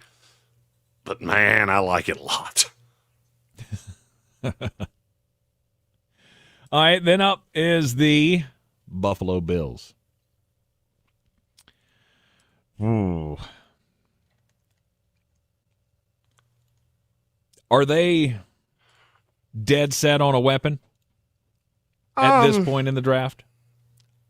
To me, this is where Buffalo is one of those teams that they like their weapons better than you do. New England's the same way. Mm-hmm. You got to think like them, not think for them. And they're comfortable with Palmer and Shakir and Coleman. You basically be drafting a fourth receiver for them. Yeah. I can do that late in day 3. Or late in day 2 or early in day 3. This is where I would be trying to shoehorn a corner. I don't care. I have to have one. No matter what, because I don't have a third-round pick. So if I don't get a corner here, okay, I'm not going to get one. See, that's why I like how you think, because I wasn't even thinking what is their next pick after this. This is their last pick in this exercise. So and now there will be a run in the end of 3 on corner that you'll start getting into. It gets slotty as well. Speaking of which, we have a super chat on that. All right, let's hit that. Here comes the money. Here we go. Money talk. Here comes the money. It's from Praise YJ that said more slotty than a sorority during rush week with 2 little laughy faces and an A+. Corner does the same thing in about the start of the 4th round. You start getting into the Jacob Parishes and the Elijah Husseys and some people who think Quincy Riley can play out of the slot, which he can't tackle at all. Don't do that. I have to try to shoehorn a corner, and there is one that I like way better than everybody else does. Mm-hmm. So I'm gonna take him here. It's Noel Williams out of California. I know you didn't watch him in terms of media on the whole, so you didn't get to see how actually really good this kid is. He is so physical, and he's so good in man situations. I also think he can play off because he did it just enough at Cal for me to go, you could do it, but I don't need you to. At Cal, they basically used him as, hey, that's the receiver that we do not have anybody but you that can defend him, and they just stuck Noel Williams on him. And the more I watched him, the more I liked him. And now, if you want to knock on him of why, the rest of the industry is not as high on him as I am, he is a little grabby, and he only ran a 4.5. So he could run into issues with long speed, especially because he is so physical. But I did add a safety, and I do have DeMar Hamlin, who's really good deep. So I really like the fit there with Noel Williams. Okay. Noel Williams out of Cal. Kansas City Chiefs at 63. Took Josh Connerly early. I really want a defensive tackle here if I can find one. So I'm going to look at what we have here. This is a good look. I don't think there's Gross. I don't think there's a whole lot left. No, there are. It just depends on what you're looking for. Alfred Collins and Shamar Turner and I want the guy that can play inside of Chris Jones. I think Kansas City has some edge rushers that are talented. They just haven't quite grown into what you wanted them to be, whether it's Karlaftis and Adike Azama. I need somebody that can just occupy space and be just a big old space eater. I'm going to go Alfred Collins from Texas. Mm-hmm. I'm not as wild about him as some others are, but there is one thing that I have to say about him is that he might be the most versatile player in this class. And if you look at Chris Jones and how he came into the league, Alfred Collins kind of fits that mold. Look, he was a 5-star defensive end. He has gotten bigger and bigger and bigger and bigger as time has gone on at Texas. They moved him to the inside. He's still really figuring out how to play on the inside. He's a really good run defender right now. Some people think he'll be a 5-tech. I don't agree with that. I think he's a natural 3-tech because you're asking him at 5-tech, you're asking him to do something that's very difficult. And he had never really mastered the pass rush moves in the first place. This is a lot of the reason he wound up on the inside. But you can move him all over the place. And I do see the versatility and the strength and how good his hands are. I'm in like with him. I'm not in love with him. Where my like turns into dislike is when we start talking about him in the top 50. Here, we're talking about him in the back end of the second round. So that's solid value for me. And he's about as safe as a player can get. Okay. Oh, let's see what player just fell in the laps of the Philadelphia Eagles. So the Kansas City Chiefs take Alfred Collins, and then the Eagles to round out the second round. Let's see here. Well, I went to look up, see who they met with. Donovan Jackson was on that list. I'm looking for some offensive line depth. Could be a guy that they're interested in. They had Mbow in the building too. I'm not going to help you with this pick. Philadelphia, you know this team well enough. We covered them at the Super Bowl. You got this. So I'm just going to shut up. Okay.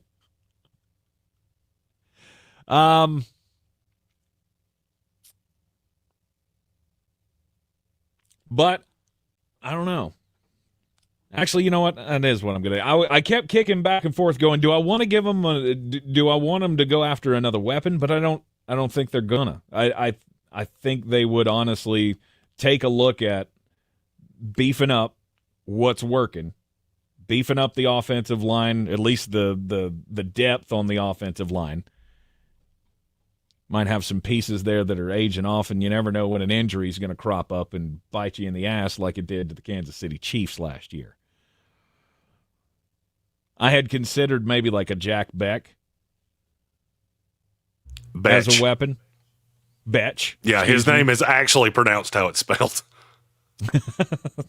He is the first in what I hope is a long line of NFL football players who pronounce their name how it is spelled. Well, you know what's stuck in my head is Anthony Becht. Yes. Now, the funny thing is that Jack Betch and Anthony Becht have similar athletic profiles. One of them was a big slot, and one of them was a bad tight end. Yeah. I think I'm going to stick with Donovan Jackson, though.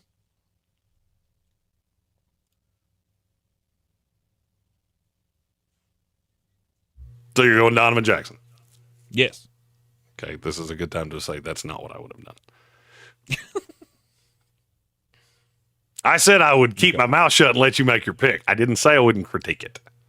Sure. No, I completely respect the critique. Where would you have gone? Quinshon Judkins. Running backs have fallen to this point. I need to keep wear off of Saquon Barkley. Okay. Guard, I can find a guard.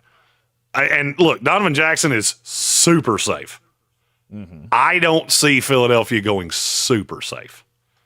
But after they went out and got A.J. Dillon, and Don't Will care. Shipley's still there. He's got a Don't role care. in that offense. Which one can be A.J. Dillon's coming off a serious knee injury that just cost him a whole season. You like A.J. Dillon way better than I do. I do. I would have either gone Judkins. I would have considered Jack Sawyer. I don't know that he can play in that system. I would have considered Braden Swinson, to be really honest with you. Because that's what Philadelphia does. They take shots. You went safe, and there's nothing wrong with that. I went safe.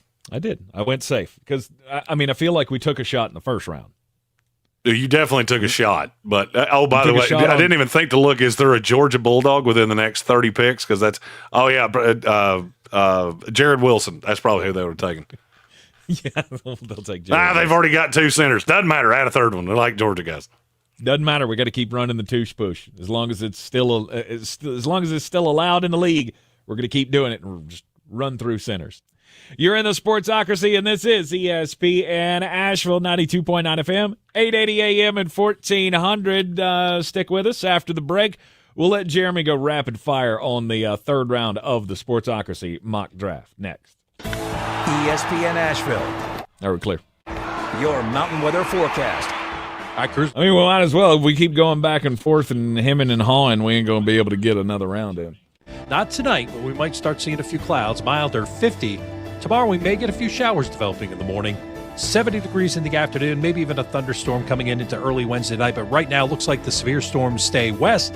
By Thursday, cloudy, mild. How about low 80s? From the Weather Channel, meteorologist Ray Staging. This report is sponsored by Rapid Radios. Rapid Radios are instant push-to-talk walkie-talkies offering national LTE coverage and no subscription ever. Perfect for instant contact with an aging parent. For a limited time, go to rapidradios.com and you'll get an extra 60% off, free UPS shipping, and add code RADIO for an extra 5% off. It all started with a bracket full of dreams. And soon, one team will cut down the nets. College hoops are in the spotlight and have everyone talking. You think you know what's going to happen, but it never goes as scripted. Lock in Fox Sports Radio is your #1 preset on the iHeartRadio app for the hottest takes, biggest interviews, and complete coverage. Plus, binge on-demand podcast for more coverage like Good Game with Sarah Spain. Basketball, and more basketball. Search college basketball on the iHeartRadio app and listen now. It's the best kind of surprise. It's practice, teamwork, and a can-do attitude. Thankfully, when you have a neighbor like Tractor Supply, teamwork comes easy. Whether you're caring for pets, chickens, or a few acres, our team members will help you succeed. Season after season. Built different. Or life out here. If I started drinking like that, I wouldn't make it through. You give me one good buzz, and I'm going to sleep. And attention. Which is why when it's time to upgrade turn-of-the-century mechanicals, they turn to Grainger. With easy access to 1 million+ products and the scale to deliver when and where you need them. The right tools and supplies are never far away. So the one can keep that vintage building running like new. Call, click Grainger.com, or just stop by. Grainger, for the ones who get it done. Mountain Graphics and Showtime Sports have teamed up under a new local owner to serve our community with the finest custom apparel and unique branded items at the best price. Mountain Graphics and Showtime Sports can customize whatever you, your team, or your local group may need with high-quality screen printing, embroidery, and laser engraving. Visit mtngraphicsavl.com or showtimesportsavl.com. That's mtngraphicsavl.com or showtimesportsavl.com for your local one-stop custom apparel shops. Buying or selling a home doesn't have to be stressful. Let me, Clarissa Marshall with eXp Realty, your local real estate expert, guide you every step of the way. Whether you're searching for your dream home, looking to sell quickly, or exploring investment opportunities, I've got the experience and the tools to get you the best deal possible. Call me, Clarissa Marshall with eXp Realty at 828-774-6343. Let's make your real estate dreams a reality. I'm your trusted realtor. I'm making moves and making dreams come true. Calling all foodies, beer lovers, and barbecue fans. Join us on April 9th at Bear's Smokehouse Barbecue in downtown Asheville for Pork and Pour, a cut-up and sip-down class. A butcher will break down a hog while teaching about sustainable farming. Plus, Highwire Brewing will be on hand to pair craft beers with mouth-watering barbecue bites. Join us on April 9th, where butchery meets brews. Go to bearsbbq.com to learn more. Cheers to pork and pours. In the aftermath of Hurricane Helene, we found out a lot of things about our community. We saw neighbors helping neighbors, and we learned in desperate times one of the best things to have around is a redneck with a chainsaw. Not just a chainsaw, boy, just country boys in general. When you live in these mountains, you figure it out. Like, you make stuff happen. After answering the calls for help that they heard on the radio, the Chainsaw Brothers are still here, making it happen the right way. Fair, insured, and local. Need tree help? Call the Chainsaw Brothers. 316-1013. 316-1013. It's the moment you dream of. The moment you work for. Train for. Run wind sprints when nobody's watching for. The moment when hours of gym time, court time, prep time, all culminate into this time. The moment when millions of bounces, blocks, and boards all add up to this. Your moment. Ingalls. Oh, it's a bunch. Every step of the way. Do better, be better every day. That's the Parks Promise. Our mission, to improve lives with every interaction. This is JW, General Manager at Parks Ford Hendersonville. Experience the Parks Promise today at parksfordhendersonville.com. That's parksfordhendersonville.com.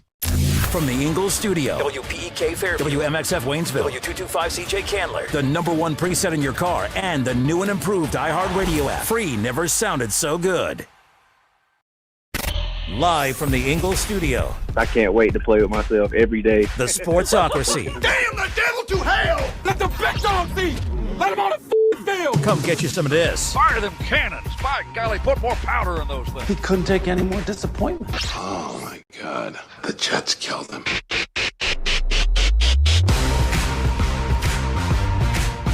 It is ESPN Asheville, 92.9 FM, 880 AM, and 1400. The Sportsocracy is live from the Ingalls studio and the NFLDraft.net Mullet Manor. You can hear us everywhere you go on the iHeartRadio app. Don't forget to make ESPN Asheville your #1 preset. It finally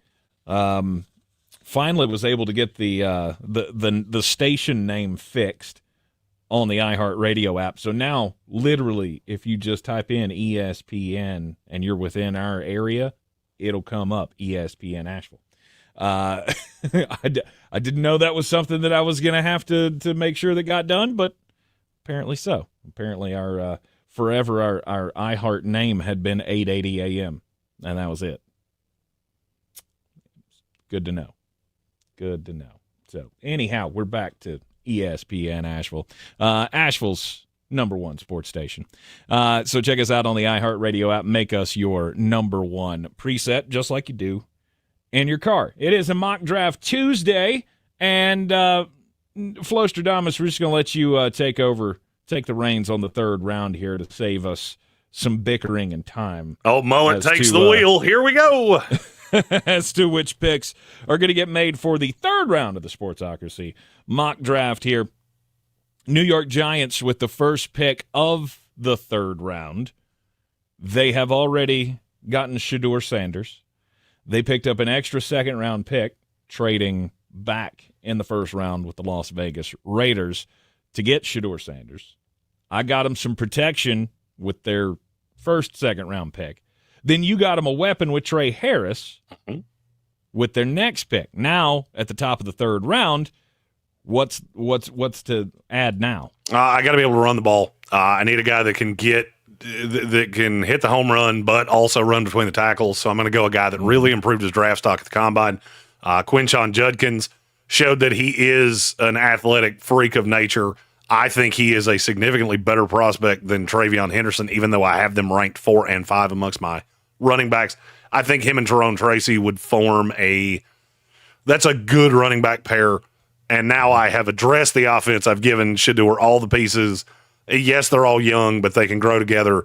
And if I'm Brian Daboll, this is how I can go. Please don't fire me, because half of our offense is either first or second year players. So, yes, that could be an exciting nucleus for the future of the Giants offense. The Kansas City Chiefs have the next selection at 66. They've gone Josh Connolly and Alfred Collins. Oh, and Alfred Collins. That's right. Yeah. Yep. Here, I want to add to the offense a little bit. I'm a little nervous about Travis Kelce and where all of those things are going. So I'm going to take Elijah Arroyo, tight end out of Miami. He's a height, weight, speed monster, big kid, really deal with the seam. I think this opens up a lot. He does more than Noah Gray could ever do on the opposite side because Arroyo can just run right down the seam. Super athletic. Only had the 1 year of real production and does have some injury issues in the past, but the medical came back clear. I don't really need him to block. I need him to be a pass catcher. And with what Kansas City actively has, I would rather add that second tight end than adding one of these receivers. I'm going to add another receiver in day 3, but here I will go Elijah Arroyo. All right, definitely the seam stretcher that you are looking for to take over for Travis Kelce. Third pick in the third round belongs to the Cleveland Browns. Cleveland Browns finally admitting, Jimmy Haslam is, that the Deshaun Watson thing was a disaster. Glad he could finally join the rest of us on that one. I am glad he said that out loud because it very much was. They had the second overall pick. They took Cam Ward, so there's quarterback of the future. Jeremy followed that up at the top of the second round with Emeka Egbuka, getting Cameron Ward the weapon. Now what?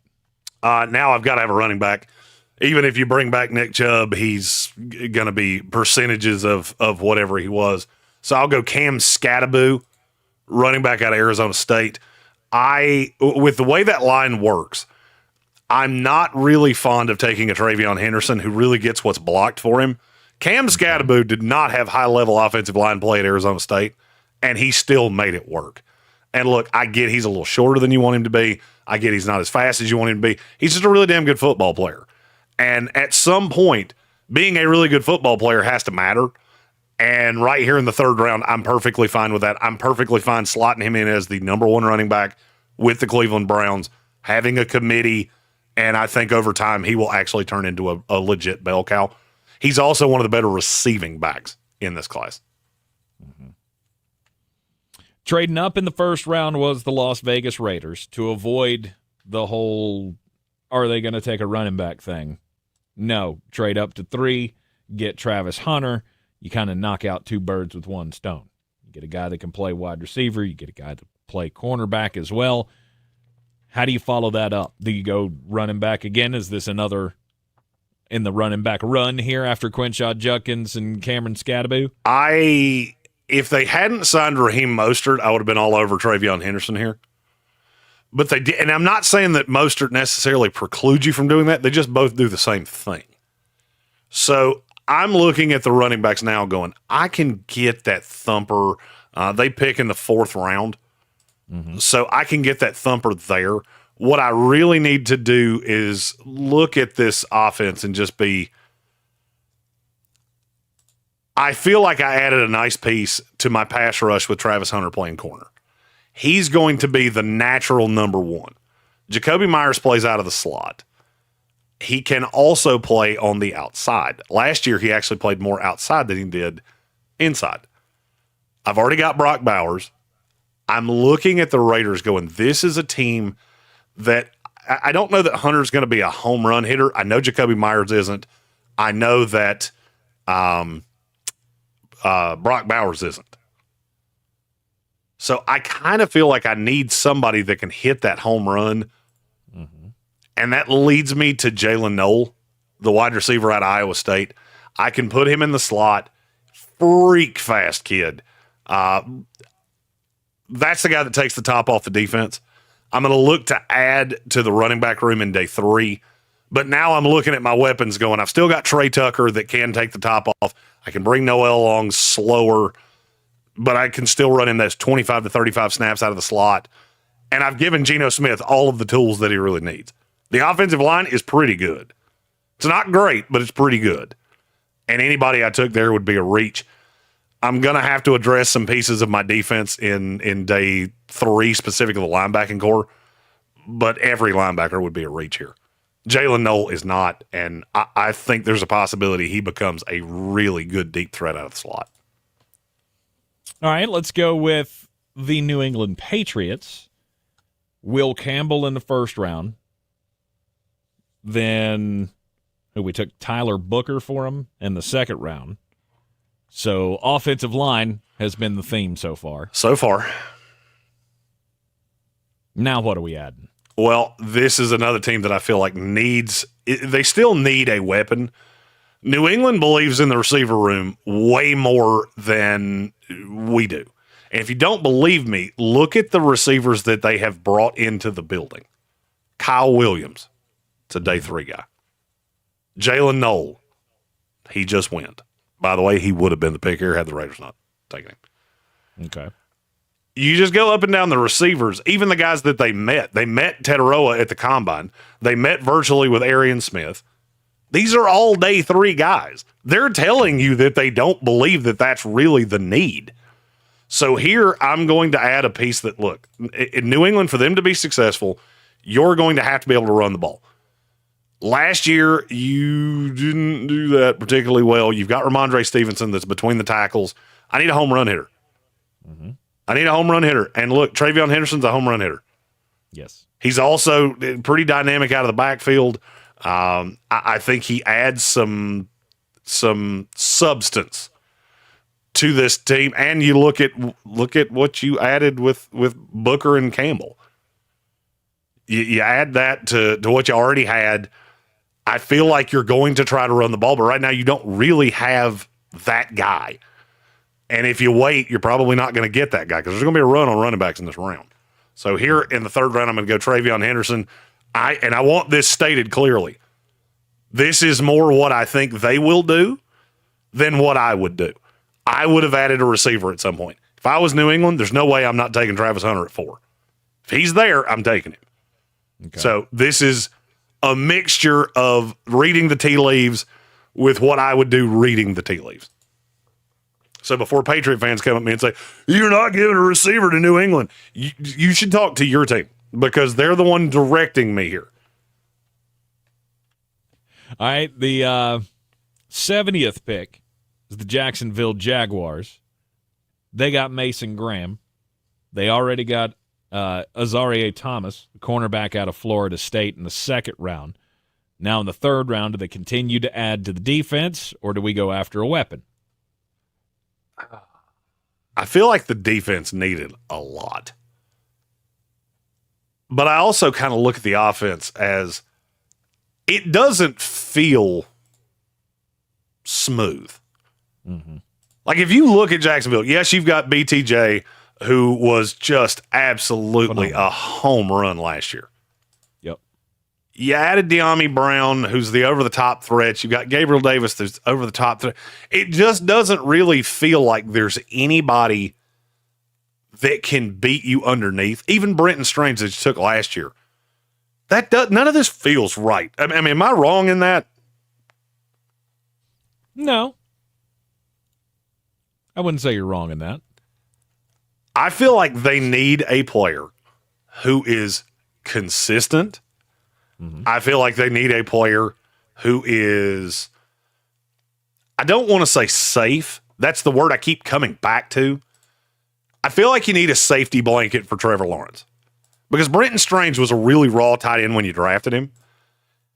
And I just keep coming back to Jack Betch going, would this not help to have a big slot that when you play Brian Thomas out on the outside, because you don't have anybody else that can play in the slot. De'Ami Brown, I've watched it. It's not great. De'Ami, for whatever reason, works better on the outside. Gabriel Davis is strictly on the outside.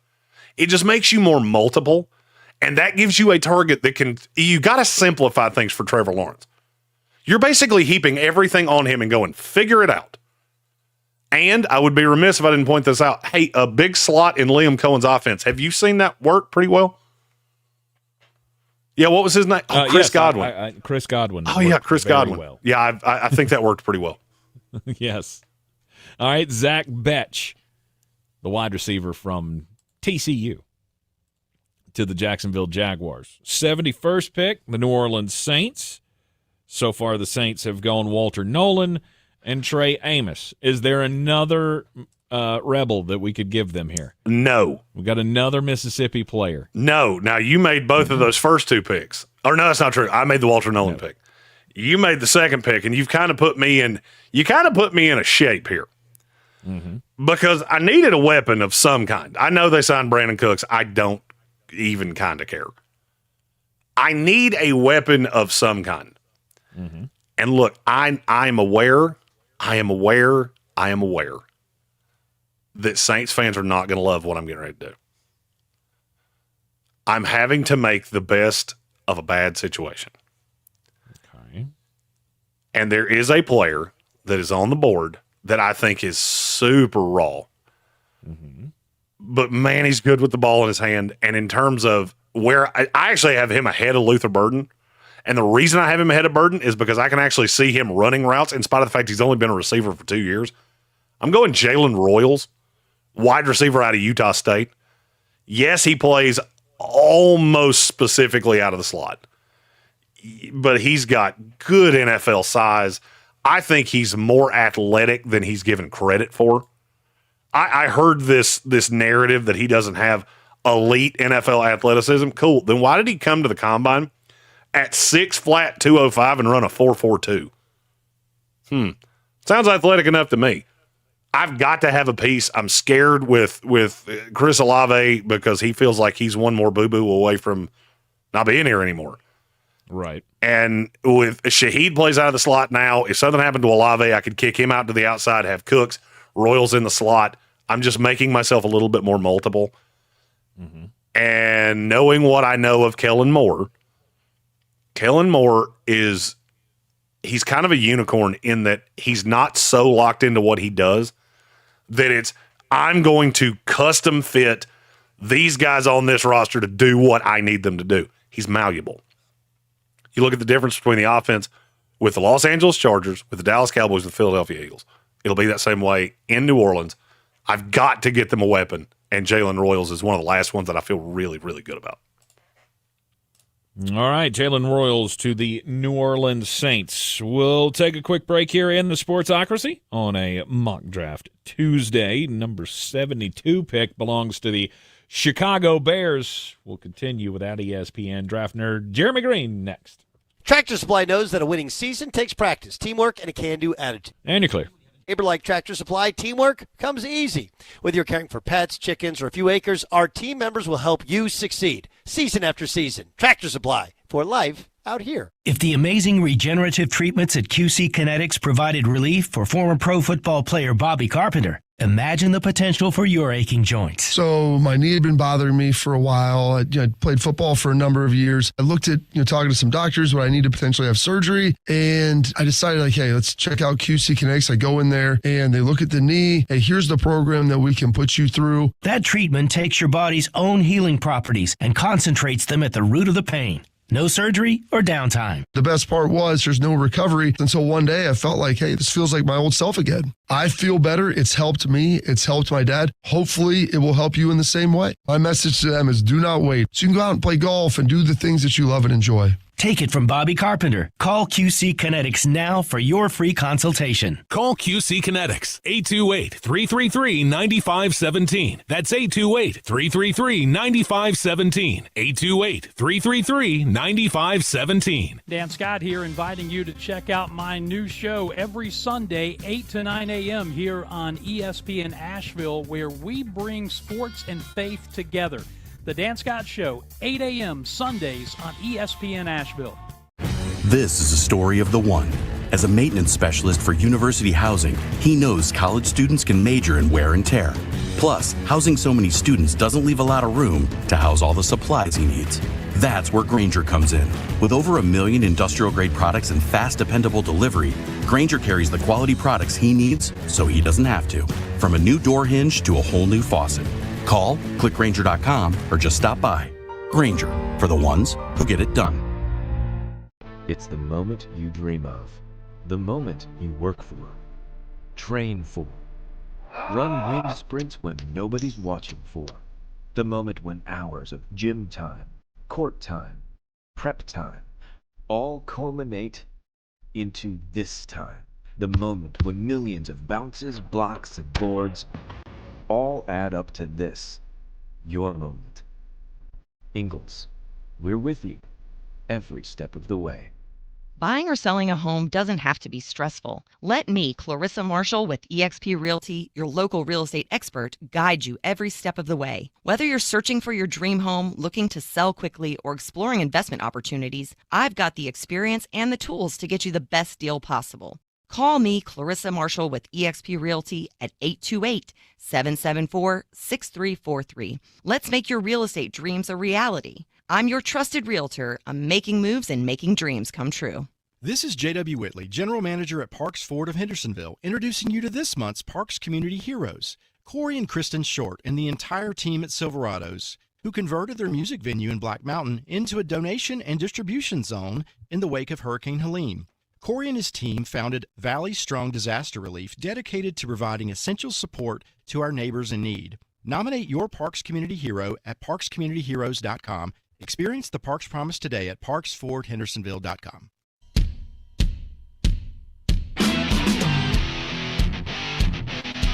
We are back in the Sportsocracy on a Mock Draft Tuesday. The NFL Draft is coming up in just a few short weeks. April the 24th, we'll be heading up to Green Bay, Wisconsin on the Ingalls Living the Dream Tour. And Chicago Bears, so far, have had a pretty nice mock draft in this little exercise here, Flowstradamus. They've done nicely. Ashton Gianti in the first round, and then a couple of South Carolina Gamecocks in the second round, linebacker Demetrius Knight and safety Nick Eamon-Worry. So are you getting them a wide receiver? I'm not. Next. Oh, well, I mean, you've already got DJ Moore. You've already got Roma Dunze that you took last year, and you invested in Olamide Zacchaeus. I forgot about him. Yeah, that's more of a day three need. No, what I'm going to attack is the fact that I didn't love the Grady Jarrett signing, and what I think you did was look at his tape from 2 years ago and think you can get that out of him in a different system. You need a run stuffer. The run stuffer I'm looking at Shamar Turner. Because I think once you really narrow him down, you sit him behind Grady Jarrett for a year. Ultimately, he's the replacement a year from now. I don't think he's ever going to be a really good pass rusher, but you got Gervon Dexter on the inside of him. I think those two pair well nicely. They're both really long and pretty athletic guys. I think this would be a solid selection here in the middle part of day two. You need a defensive tackle, but you need one that really fits the scheme. And Shamar Turner is one of the last ones that's available here to do that. All right, the New York Jets are next up with Tyler Warren already and Alec Ayamanor. So you've got a wide receiver and a tight end. Weapons are covered. What's your next need? I got to deal with the right tackle spot. I need a guy that can come in and play right away. This kid has not played right tackle that much. It's been 11 snaps in his career, but he is a ready-made, ready to come in and play right away player. It's Anthony Belton out of NC State. I do think he can switch to the right side. He was so impressive at the Senior Bowl, just doing different things. And his ability to really use his strength. The biggest downside on him is going to be that getting back into his set, he can be a little slow. And he tries to only use power. He doesn't have a whole lot of finesse, and he does need to work on his feet. But putting him over on the right side takes a little bit of that pressure off, and that gives the Jets their bookends for years to come. I keep hearing them talk them taking Mimbo at 7. That's a lot of investment in tackles 2 years in a row for a team that still has a lot of other needs. You got to have a playmaker. I don't give a damn how good your offensive line is. So getting Belton here in the third round makes up for not getting Mimbo early. And now I feel like your line's pretty set. All right, the Carolina Panthers picking number 74, and they already have 2 wide receivers. So I think we're covered with Ted McMillan and Luther Burden. I did not mean to do that, just to be clear. I'm just glad it was you that did it and not me, because I'd never live it down if it was me. For sure. Oh, he thinks they need 17 wide receivers. No, I put in my pick for the Panthers, and then I realized, oh, wait, his name's on this list twice, which means he could not have gone to Carolina. Yeah. Right here, I'm taking Braden Swinson. They need a pass rusher. Braden Swinson is a pass rusher. I think he can be a high-end situational pass rusher. The problem is that I don't know that he's ever going to hold up against the run because he's 250 pounds, but he's a thinly built 250. But, I mean, you look at that 22% pass rush win rate in the SEC, that's not bad. By the way, he's pretty good at Oregon too. So I think he can come in and play right away. He is a 3-4 specific outside linebacker that plays on passing downs for right now. Could it get better in time? Maybe. But it's not there yet. All right, the San Francisco 49ers had Will Johnson in the first round. And then Darius Alexander, defensive lineman from Toledo, in the second round. What do they need next? This is where I think the slide stops on Jack Sawyer. They've got to have somebody that can rush a passer. And look, Sawyer's not crazy athletic, but the way you take that away is you make him put him in an even front. So you don't have to worry about his movement skills and things like that. You also put him on the opposite side of Nick Bosa. That takes some of the pressure away. I think Drake Jackson will come back to at least be able to take some of the weight off of him. But Sawyer fits better with a four-man front, and I think he really fits this Robert Saleh defense. I've seen Saleh take a really thin Will McDonald and make him an elite pass rusher. Sawyer is bigger and better against the run than McDonald. I think this is a nice fit and would be really good value here. All right, and then the Dallas Cowboys, 12th pick in the third round, 76 overall. They went Armin Membu, the guard out of Missouri, in the first round. Then I took Landon Jackson from Arkansas in the second round. Jeremy didn't like that pick. I did not love that pick, no. So who you taking after Landon? So this is going to be one of those combo picks of I need a weapon that can play wide receiver and I need a running back. So why not draft a guy that does both? Savion Williams out of TCU. He is an absolute unicorn, but I don't know what position he plays. Tank, what's the highest drop rate you've ever heard from a wide receiver? The drop rate? I don't know. I use it a lot. It's usually like about, on the high side, it's 4 to 5%. On the low side, it's like 1.5 to 2. Yeah. Savion Williams was 11.8. Holy smoke. Yeah, that's not good. His contested catch rate was also 89%. He's big, he's fast, he's physical. He's a way better running back than he is than he is wide receiver right now. Here's what I think can happen over time. You use him in that Cordero Patterson role. Because look, Dallas needs weapons. You're not in a great shape to get one, and this is also not a great draft to really need that X guy. Savion Williams can just be a player for right now. Him and Javonte Williams kind of team up to be the backfield, and you bring him along as a receiver. Look, the kid's almost 6'5", and he's freak athletic. Mm-hmm. I almost hate calling him a receiver. He's more an offensive weapon to me, and this is about where he fits. By the way, weirdest thing you'll ever hear in your life, he's a really good blocker, too. Okay. He's a receiver that does not catch the ball well, but man, he can block. Man, he can block. Okay. That's a new one. I haven't heard that one. He's kind of a new one in a lot of regards. Mm-hmm. There's a lot of things about him that I've never heard before. All right, New England's back on the clock at 77. Travion Henderson was the pick. They've already got 2 offensive linemen high in the draft with Will Campbell and Tyler Booker. Now what? I'm going to go Kyle Williams here. I know they're interested in him. The funny thing about Kyle Williams is that he played almost exclusively out of the slot in Mobile. He played out wide at Washington State, and I think that's what appeals to New England, is that they can just play him in every spot. I think ultimately he becomes a better slot than he is outside receiver, but I think he can kind of do both. And if you go back through time, he kind of fits in that Kendrick Bourne, Jacoby Myers. He's not a finished product, but it's really intriguing what he may be able to do at the next level. Look, nobody could defend him at the Senior Bowl. Nobody. I thought he was going to have a problem separating because I didn't think he was that straight line fast. Then he went to the combine and ran a 4.4. So now that kind of puts him in this ballpark. Mm-hmm. I really like the fit for him with New England. And they just had him in on a top 30 visit just a handful of days ago. Right. They had a defensive heavy on the free agency market. So we're going to offense heavy in the draft. Which I'm fine with. Yep. Arizona Cardinals at number 78. Took James Pierce Jr., and then you took Savon Ravel in the second round. I think we both did Red Sea pretty well.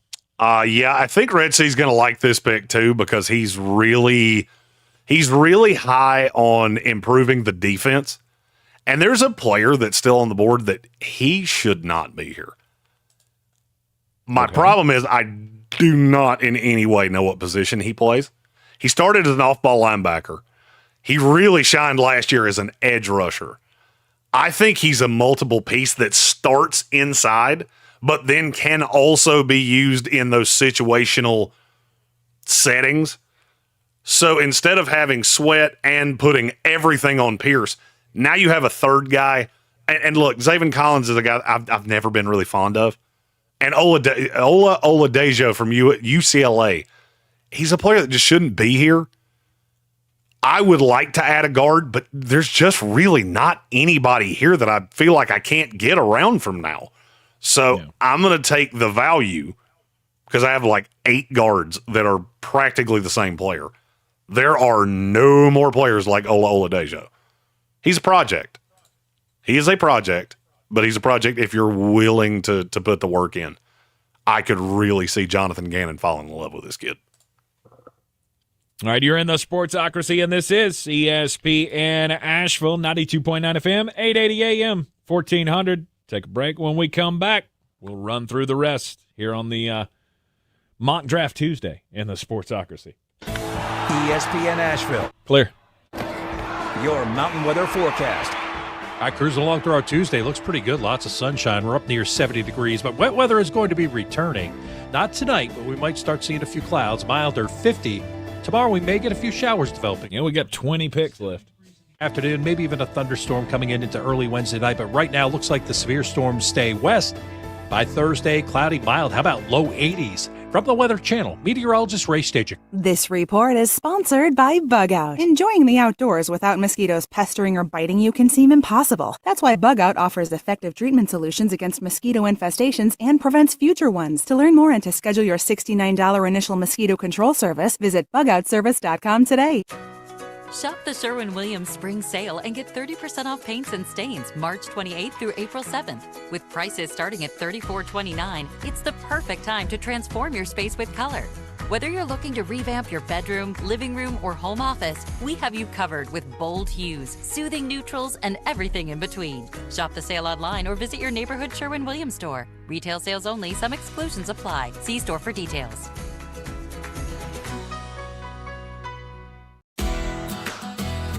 Whether you're tinkering in your garage or tackling big projects, if you know the value of working with your hands, you know Harbor Freight.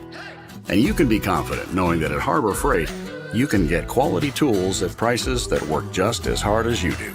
Because the only thing more satisfying than a job well done is a job well done, well under budget. Whatever you do it for less at Harbor Freight. As a rideshare driver, I love keeping my car smelling fresh and clean. So when I'm driving, I only trust Febreze car vent clips, featuring 3 distinct intensity settings, because it's that little touch that sets me apart. I can turn the intensity down for subtle freshness, or I can turn it up for when I want lots of scent. So whether it's set to low, medium, or high, with Febreze car, I know my car's going to smell amazing. Which keeps my driver rating right where it belongs. Picking up! Oscar! From the very beginning, iHeart has believed in me. Even now, I still get excited when I hear one of my songs playing on the radio. Thank you, iHeartRadio, for honoring the truth I've fought for in my music. Because we believe in the power of music. All your favorite artists, all in one place. The free iHeartRadio app. Bear Smokehouse Barbecue in Asheville has two things that all Sportsocracy fans crave: bold flavors and big portions. Oh, yeah. And they've got the balls. Bear's famous bear balls are packed with mac and cheese, pulled pork, cornbread, and deep fried and then topped with bacon and cheese sauce. This is the place to be. Live music on Saturdays and the first Sunday of every month. They partner with the Guitar Bar to host Mr. Jimmy's Barbecue Blues. Bear Smokehouse Barbecue in downtown Asheville and South Asheville. Mountain Graphics and Showtime Sports have teamed up under a new local owner to serve our community with the finest custom apparel and unique branded items at the best price. Mountain Graphics and Showtime Sports can customize whatever you, your team, or your local group may need with high-quality screen printing, embroidery, and laser engraving. Visit mtngraphicsavl.com or showtimesportsavl.com. That's mtngraphicsavl.com or showtimesportsavl.com for your local one-stop custom apparel shops.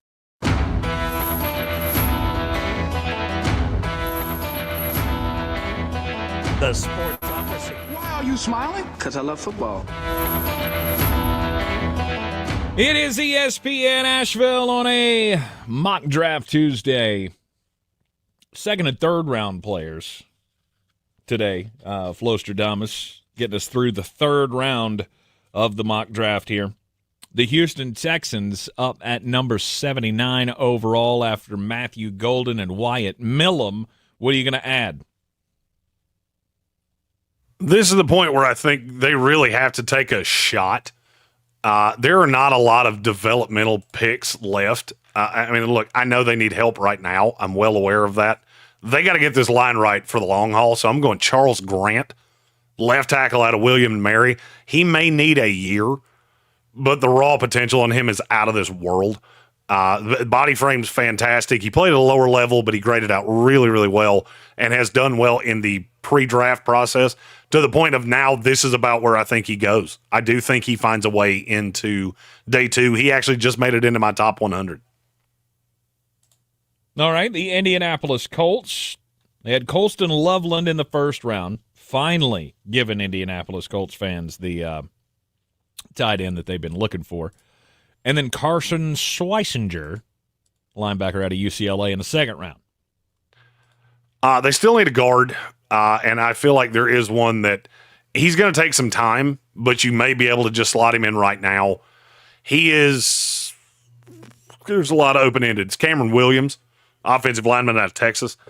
I think he projects better as a tackle, but there are people that think because he's just not very refined that he's going to have to start at guard and could start at guard right away as you transition him into ultimately being the right tackle of the future, probably 2 years down the line.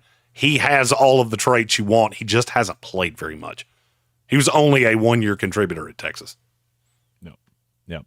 All right, the Cincinnati Bengals got Mike Green in the first round and then Omar Norman Lott, defensive lineman out of Tennessee, in the second.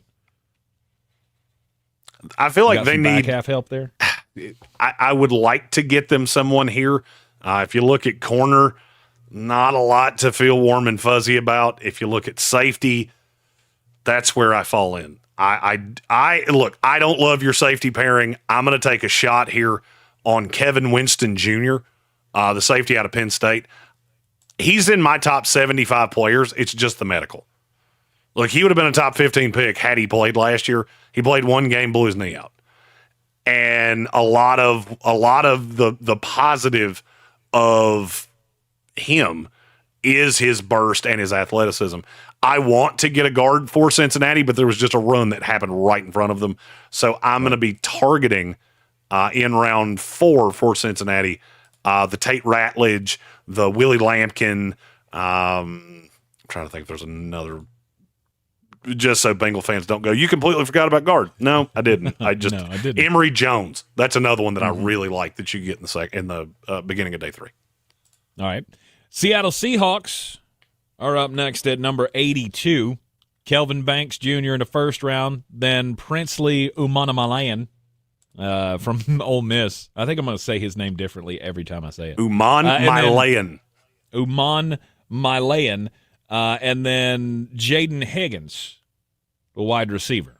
I'm going to add another piece here that I really like how he fits because he kind of reminds me of a very tattooed version of Mark Andrews. It's Terrence Ferguson. Seattle's needed a tight end for, 214 years. I think I've done this with Seattle every single year, and they never take one. Mm-hmm. This is the year that has to stop. That's because they believe in Will Dissly so much. And that's fine. If you want to use Dissly as the guy that can attempt to block, that's fine, because Ferguson really needs to improve the technique. Look, the body frame says he can be a good blocker. The strength says he can be a good blocker. He's got to learn to square his shoulders. I'm actually friends with the guy training him, and he has told me specifically, kid's a better blocker than you think. He's a better blocker than you think, and he's going to be better in the NFL than you think. I choose to believe, so here I'm going Terrence Ferguson to the Seattle Seahawks. Okay, next up, the Pittsburgh Steelers at 83. Jalen Nathaniel Milroe the fourth. Oh. Look, you can't meet with him 58 times and me not eventually give him to you. You need a long-term player at quarterback. I don't get it. I do not see any quarterback instincts whatsoever. He's a really good runner. He's a really natural runner. Mm-hmm. The Vanderbilt tape, for me, is enough to go, I couldn't take him in the first 15 rounds of this draft. I will let somebody else do it. I get it. The height, the weight, the speed, the body frame, all of the things. He could turn into wish Lamar Jackson, I guess, but I don't see it. But I know for a fact Pittsburgh is not in on Jackson Dart. They do not really like Shedeur Sanders, but for whatever reason, they really like Jalen Milroe. All right, you've done my Buccaneers some favors here with the first two picks of the mock draft. Gray Zabel in the first round, and then Maxwell Hairston, the cornerback out of Kentucky, in the second round. Now what? If it ain't broke, don't fix it. Jared Ivey, 5 tech out of Ole Miss. This is another player that can really get after a quarterback. I think he fits best here. One of the reasons he's still here is that there's a lot of dissension in where you play him. Some people see him as a 3-tech defensive tackle. Some see him on the outside of an even man front. I can't get away from he's 5-tech. He's a 3-4 defensive end. And I think he can be a really, really good one. He holds up against the run better than you would think, too. Almost a 7% run stop rate, in addition to an almost 17% pass rush win rate. He's a Tampa Bay Buccaneer. That's one of those I'm going to will into existence because I think he's been my pick here for Tampa Bay every time I've done this.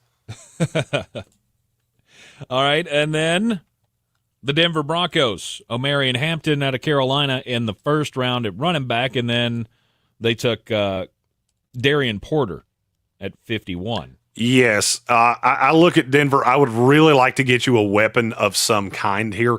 So I keep hearing this, we need a guy in the Joker role from Sean Payton and from the powers that be there in Denver.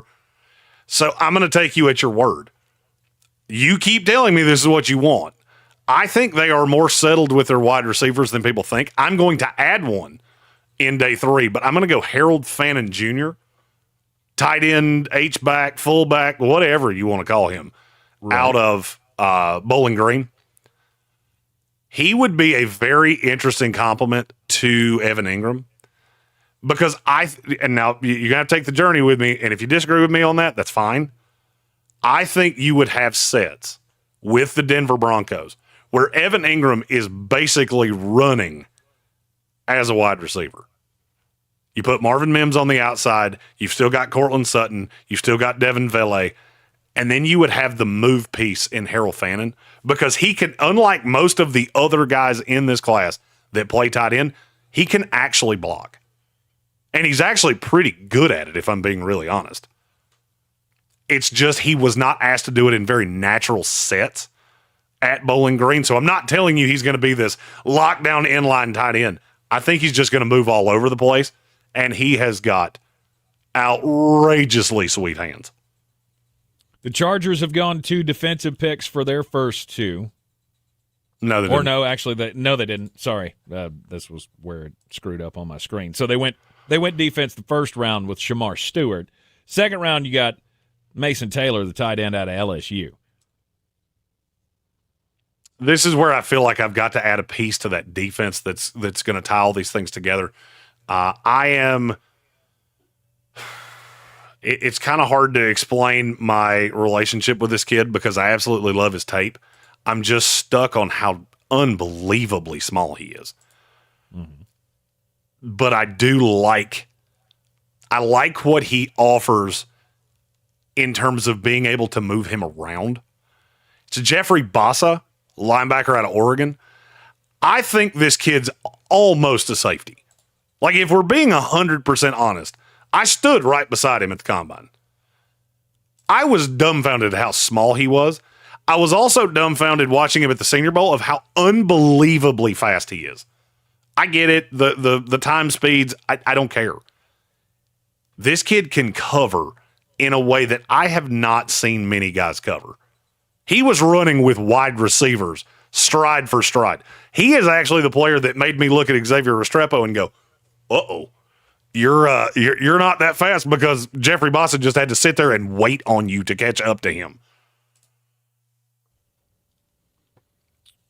All right, he'll ultimately be the Denzel Perryman replacement a year from now. Okay. Number 87, it's the Green Bay Packers. Josh Simmons in the first round, and then Benjamin Morrison taking that shot on the corner, the injured corner, out of Notre Dame. For sure. The second round. We shoehorned the corner, but it's going to make you feel a little bit better that this kid just fell right in your lap. JT Tuimoloau, the edge rusher from Ohio State. I don't know that he's ever going to be a great pass rusher. I do think he's going to be a really good run defender at the next level. And this is kind of where he fits to me. A lot of people will hear that name and go, that's way too low for him. I don't think it is. I don't think it is, because it's hard for me to look at a guy that's built. I mean, there's part of me that thinks he's a 5-tech, that he's going to end up playing on the end of a 3-man front. Because it's not that he's worthless against the pass. He's just not very good at it. And he's not consistent at it. He consistently sets an edge and lets somebody else clean up. That's a 5-tech. And then I put him here in Green Bay, and I'm not going to lie to you, I like this fit a lot. All right, at 88, Jacksonville with their 4th selection. I feel like Jacksonville needs every position on a football field. Pretty much. It's hard for me to look at them and go, well, you've got to have a blank. No, you've got to have football players. Yes. And so I'm looking at the board. On the board. Exactly. I'm looking at who's on the board and who shouldn't be here. And there's a name that I've been coming back to for several picks now. And I'm not saying it's their biggest need, because it's not. I could argue it might be the smallest need they have. But this kid's a really good football player. Josiah Stewart out of Michigan. You've already got Mason Graham, which is going to improve your defensive line. Josiah Stewart had the highest pass rush win rate in college football last year. The problem is he's small. And when I say small, I mean he's 6'1", 245 pounds. And if that is true, then I am about 6'9", about 200 and I'll say 345 pounds. Is he tank sized? He's a very little guy. But man, he can get after quarterbacks. He just wins. He wins and he wins and he wins. So here I'm going to add to the talent base. I'm going to add to something that's already good and give myself another pass rusher with Josiah Stewart. Yeah. All right. Houston back up again at number 89. We've addressed 2 offensive line pieces. We also gave them a wide receiver. The biggest need that I see that they still have left is at defensive tackle, because I don't really love what they have. So, you know what? Everybody keeps telling me, you're too low on this guy. Okay, then I'm going to give him to your team, and when you whine at me, I don't want to hear it. Joshua Farmer out of Florida State. I think he is for me, he's a dedicated 3-tech. I know he's a little bigger. The production wasn't always there, but he did get better the last year at Florida State. I guess I think he has a really scary floor, but he's a really good run defender as it sits. I just don't know that he's ever going to develop into a high-level pass rusher.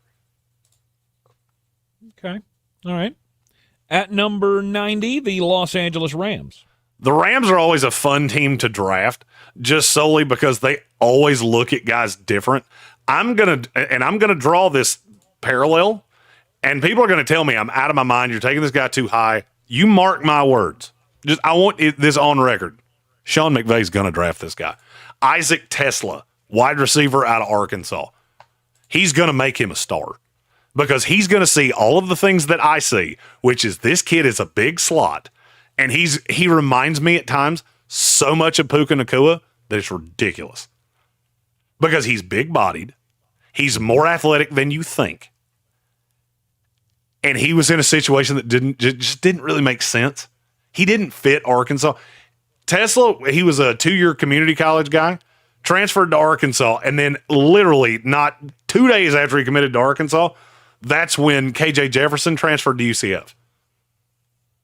And he just never perfectly fit. He also averaged over 20 yards per reception last year at Arkansas in the SEC. Wow. That's quite a bit. That's one of my favorite team player fits in this class. Isaac Tesla to the Rams at 90. Baltimore Ravens at 91. Already had Wyatt Millum and Donovan Ezeraku. I've got to get you a receiver of some kind, and it would be really nice if that was a guy that didn't just have to play on the outside. So I'm going to go Torrey Horton, wide receiver out of Colorado State.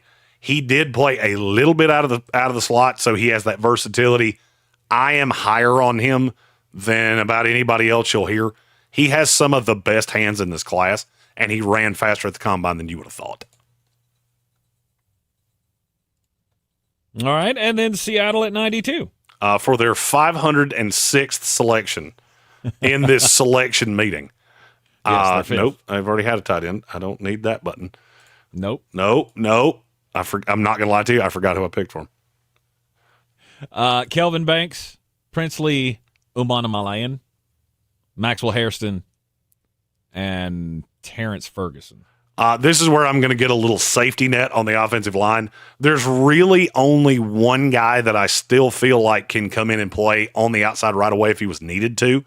So this is almost a buffer if something happened to Cross or something happened to Abram Lucas, I need another guy that can come in here and play. It's Ozzie Trapillo. I think he can play left or right tackle. He's better on the right side, and it's not really all that close. But if something happened to Charles Cross, you could move Kelvin Banks to the other side and slide Trapillo in at guard because he can play guard as well.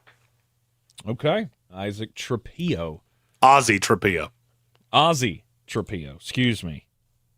Ozzie. What was that his Isaac name? Tesla was the pick before that. Oh, okay. You combined two guys. I guess so. You shouldn't do that. They get really angry. No, they do. Yeah, they do. They don't like that. Ozzie Trapillo. Offensive tackle out of Boston College, goes to the Seattle Seahawks. All right, here's what we're gonna do, Jeremy. We're out of time, so we're gonna invoke overtime. Oh, we're going OT? We go OT. We'll stay on the YouTubes here. We'll round out the third round of the mock draft here. We've got 11 picks left to make? Yes. 10 picks left to make, something like that in the third round. So we will continue it on the YouTubes.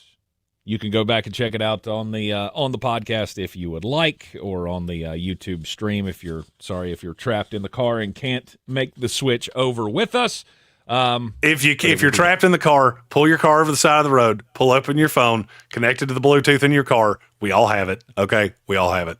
Not all of us. There's like 10% that don't. If you don't, just turn your phone up real loud, and you'll be able to hear the last 10 picks as well. Yes, indeed. And we want to remind you before we get out of here for the day, if you don't have plans for dinner, it might be a hell of an idea to get yourself some barbecue. I know you haven't had some in a little while, and you may be just, really hankering for some good meat, or maybe some balls. Bear balls, that is, of course. Over at Bears Smokehouse Barbecue, downtown Asheville, 135 Cox Avenue, or on Sweeten Creek Road, 1127 Sweeten Creek Road, inside Sweeten Creek Brewing. This is my go-to barbecue place. It's why they are the official barbecue of the Sportsocracy. You can. They went and took their usual like macaroni, cornbread, pulled pork bowl and made it into a ball where they deep fry it and put cheese sauce and bacon on the top. You can really just go there and have, ball fest because the bear balls are awesome. The Moink balls are one of my favorites, a bacon-wrapped meatball that's got all the wonderful spices that you would expect from a high-quality barbecue place. The official barbecue of the Sportsocracy is Bears Smokehouse Barbecue, 2 locations, Cox Avenue and Sweeten Creek Road. Check them out at bearsbbq.com. We'll be back with you tomorrow here on ESPN Asheville at noon. Stick with us on the YouTube. We'll round out a Mock Draft Tuesday next. ESPN Asheville. Clear. Your mountain weather forecast. I cruising along through our Tuesday. Looks pretty good. Lots of sunshine. We're up near 70 degrees, but wet weather is going to be returning. Not tonight, but we might start seeing a few clouds. Milder 50. Tomorrow we may get a few showers developing in the morning. 70 degrees in the afternoon, maybe even a thunderstorm coming into early Wednesday night. But right now, looks like the severe storms stay west by Thursday. All right, so y'all got to let me get into the top of the hour, and then we'll knock out the rest of this. Discover. Guess what? Discover's accepted at 99% of places that take credit cards nationwide. You heard right, 99%. If you don't think so, maybe it's time to face facts. You're stuck in the past. Based on the February 2024 Nielsen report, learn more at discover.com/creditcard. Tractor Supply knows that a winning season takes practice, teamwork, and a can-do attitude. Thankfully, when you have a neighbor like Tractor Supply, teamwork comes easy. Whether you're caring for pets, chickens, or a few acres, our team members will help you succeed. Season after season. Tractor Supply. For life out here. The Sportsocracy. Who are we going to cheer for on Sundays now? Living with chronic pain is like trying to get comfortable on a cactus sofa. Nothing feels good. And forget trying to do the things you enjoy this spring. Golfing, hiking, tennis. You're just trying to get by. The medical pros at QC Kinetics right here in Asheville and Greenville are on the case and focused to finally get you the relief you need. They've already treated tens of thousands of patients around the country with regenerative treatments that help calm that debilitating joint pain in your knees, hips, shoulders, and back. With QC Kinetics, the science is solid. They give you your life back without surgery, without drugs, and without any downtime. Curious if you'd be a candidate for these treatments? No problem. The consultation is totally free, and they're happy to take a look and see if they can help you finally get relief. Call QC Kinetics now at 828-333-9517. That's 828-333-9517. QC Kinetics. This is a story of the one. As a maintenance specialist for university housing, he knows college students can major in wear and tear. Plus, housing so many students doesn't leave a lot of room to house all the supplies he needs. That's where Grainger comes in. With over 1 million industrial-grade products and fast, dependable delivery, Grainger carries the quality products he needs so he doesn't have to. From a new door hinge to a whole new faucet. Call, click Grainger.com, or just stop by. Grainger, for the ones who get it done. Looking to buy or sell in Western North Carolina? At Clarissa Sells WNC, we're proud to be the #1 real estate team in Buncombe County, selling over 100 homes in 2024. We represent both buyers and sellers, and with a personalized approach to meet your needs. At Clarissa Sells WNC, real estate isn't about properties, it's about people. Call me today, Clarissa Marshall, at 828-774-6343. When it comes to real estate, we're here for what matters most, you. It's the moment you dream of, the moment you work for, train for, run wind sprints when nobody's watching for, the moment when hours of gym time, court time, prep time, all culminate into this time, the moment when millions of bounces, blocks, and boards all add up to this, your moment. Ingalls, we're with you every step of the way. In the aftermath of Hurricane Helene, we found out a lot of things about our community. We saw neighbors helping neighbors, and we learned in desperate times one of the best things to have around is a redneck with a chainsaw. Not just a chainsaw, boy, just country boys in general. When you live in these mountains, you figure it out. Like, you make stuff happen. After answering the calls for help that they heard on the radio, the Chainsaw Brothers are still here, making it happen the right way.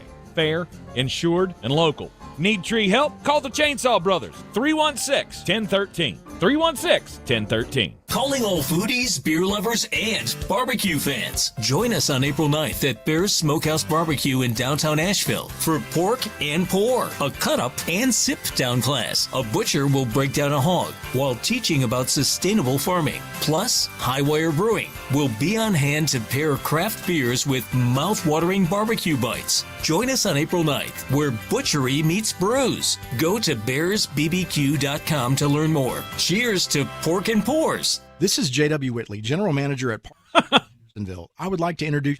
Bristol Motor Speedway posted that they were going to host the next Bassmaster Classic. Supplies and drive to the areas that were hardest hit. And they're going to flood the infield. Who helped build a bridge out of debris to rescue... Oh, it's April Fool's. ...was washed away. Nominate your Parks Community Hero today at parks.com. They're doing the baseball. They're doing baseball. They've done football. Hell, why not do Bassmaster? Portions of the following program were pre-recorded. From the Ingalls studio, WPEK Fairview, WMXF Waynesville, W225CJ Candler, the #1 preset in your car, and the new and improved iHeartRadio app. Free never sounded so good.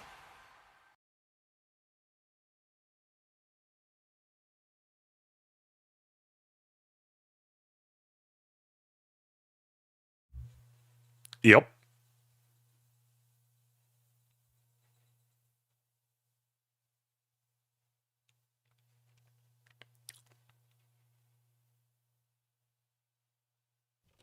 Okay, and we're back. We're still here.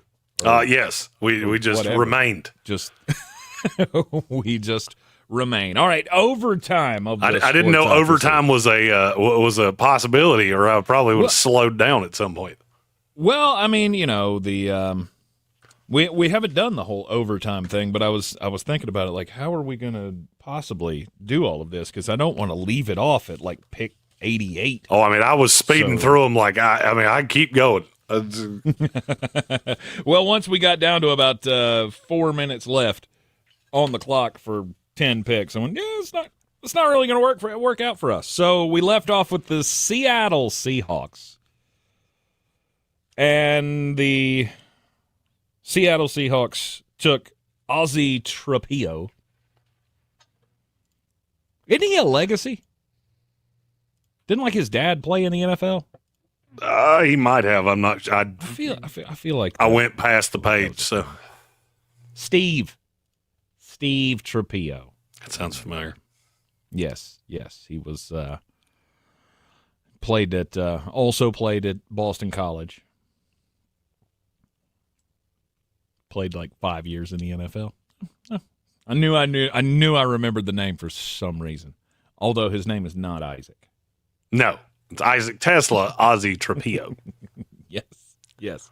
All right, so at number 93, the New Orleans Saints, after taking the two Ole Miss players on defense and then Jalen Royals at wide receiver from Utah State, who do they get here in the third? Look, I think there is a transformation coming over time because of who your defense coordinator is. You're going to move to a 3-4 at some point. You're not going to do it this year. I think you're going to have elements of it, but you need an edge rusher. It was one of the things about Walter Nolan that I really liked was that he is so scheme versatile. I really like it about this kid too. It's Q Robinson, the edge rusher out of Alabama. If this kid had played more, I think we would be talking about him in a whole different way. He had some injury issues. The medical's going to be really important on him. And the fact that he's just kind of a mystery.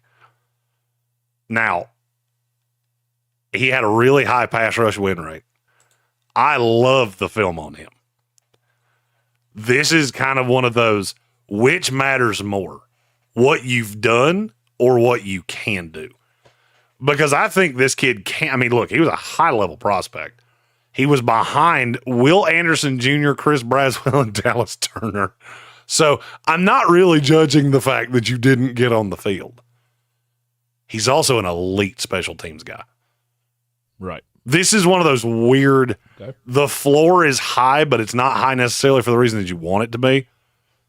He can be, I think he can be a LeVar Arrington level impactful player special teams wise, which we haven't had a lot of those over the last 20 years, which is why I had to go back 20 years ago to find a reference. I also think he can be a really high-end situational pass rusher. And this is one of the few times that I'm going to say, I don't know. Hey, how does he hold up against the run? I don't know because I don't have enough of a sample size to tell you. He played less than 150 run snaps his entire career at Alabama. Man. He played less than 800 snaps total at Alabama. But, man, the raw in him is really, really good. All right, next up, 94, the Cleveland Browns. Cam Ward and Emeka Ibuka. I mean, I feel like I have to take a tight end here because I've already gone quarterback, running back, wide receiver. Yep. Just hit off the fantasy football trifecta. Absolutely. Follow that up with a team defense. That is not what I'm going to do. If there was a tackle that I had any form of belief in as a left tackle, I would take him here. But, I mean, you can see by the list that it's just not there. Mm-hmm. So now I'm looking to the other holes on this team, which I don't know that I've ever seen a team go from one of the most talented rosters in the NFL to, damn, you got a lot of holes this quick. But they have. Mm-hmm. I think last year was a blip on Martin Emerson, so I'm not really rushing to replace him. What I am going to do is I feel like you've got to have somebody on that defensive line. I don't love your defensive tackles in the first place. I'm kind of torn between Kyle Kennard. But, I mean, look, I like the idea of him adding Abdul Carter. Kennard should not still be here. There are a lot of defensive tackles that I really like that I can look to address in the coming rounds. So I'm going to go Kyle Kennard here out of South Carolina. That pass rush win rate might be the most misleading stat in this entire draft process. Kyle Kennard is an absolute dog. There are people that think he can stand up. I'm not one of those. I really don't like the idea of him standing up. I want him to have his hand in the dirt, use what he knows. It's not the most beautiful thing you've ever seen, but he's just a bulldog. And the way I described him on a podcast the other day, he's just a bull in a china shop. I'm not even sure he knows how good he can be, in spite of the fact he's played as much as he has. Nope, and if you could get him to, you know who could teach him? Myles Garrett. Exactly. Kansas City Chiefs are up next at 95 overall. The 31st pick in the third round. Now we have just since we're off radio now, we can say the wordy nerds. So, Oh shit! Just wanted to. It's very liberating. Also, Andreas Pinckney said that I went edge for the Saints. He would have preferred to go running back. The reason I didn't go running back is because there's so many of them left. I said there was going to be a run. There really hasn't been a run. Dylan Sampson's still on the board. That should tell you a lot. So I would look to add another running back as we went on for the Saints. All right, the Kansas City Chiefs, what are they going to follow up the Elijah Arroyo pick with? So I feel like Kansas City's done a pretty good job. They've nailed 3 of my top 4 needs for them. Now I look, is there an edge that I feel like would be not necessarily developmental, but a guy that's got that high-end high side that I could develop? And the answer is there's really not. So that takes me back to wide receiver. And I know that this kid didn't run fast. I know this kid's not very big. This kid's slippery as hell. I'm going to go Tez Johnson, wide receiver out of Oregon.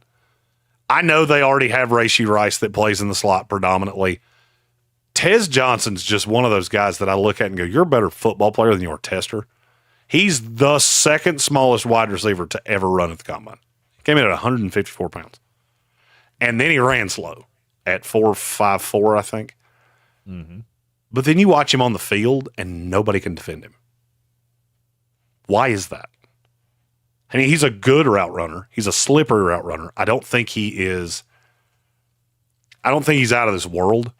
I think he's just got such a short area burst, and his legs are so damn short that it makes him much shiftier on a football field than it does straight line fast. And I think a smart team's going to see that and go, this is a weapon for a long time. So I'm going to go Tez Johnson with the Kansas City Chiefs. All right, at 96, the Philadelphia Eagles back on the board here. Mykel Williams, Donovan Jackson were the first two picks. It pisses me off to no end that they list Donovan Jackson as a tackle. Nobody with an IQ above salad dressing thinks he's an offensive tackle. Oh, on PFF? Yes. So in our YouTube chat, Bob Brown was talking about that Philadelphia needed a nose tackle. I agree with you. There are 0 that belong in the second round. There are 3 that belong in the third round. It's just a question of which one do you prefer. I think C.J. West out of Indiana is the most all-around talented. I think he can be a 3-down nose tackle in the NFL for teams that stay in their base alignment. Philadelphia's not one of those.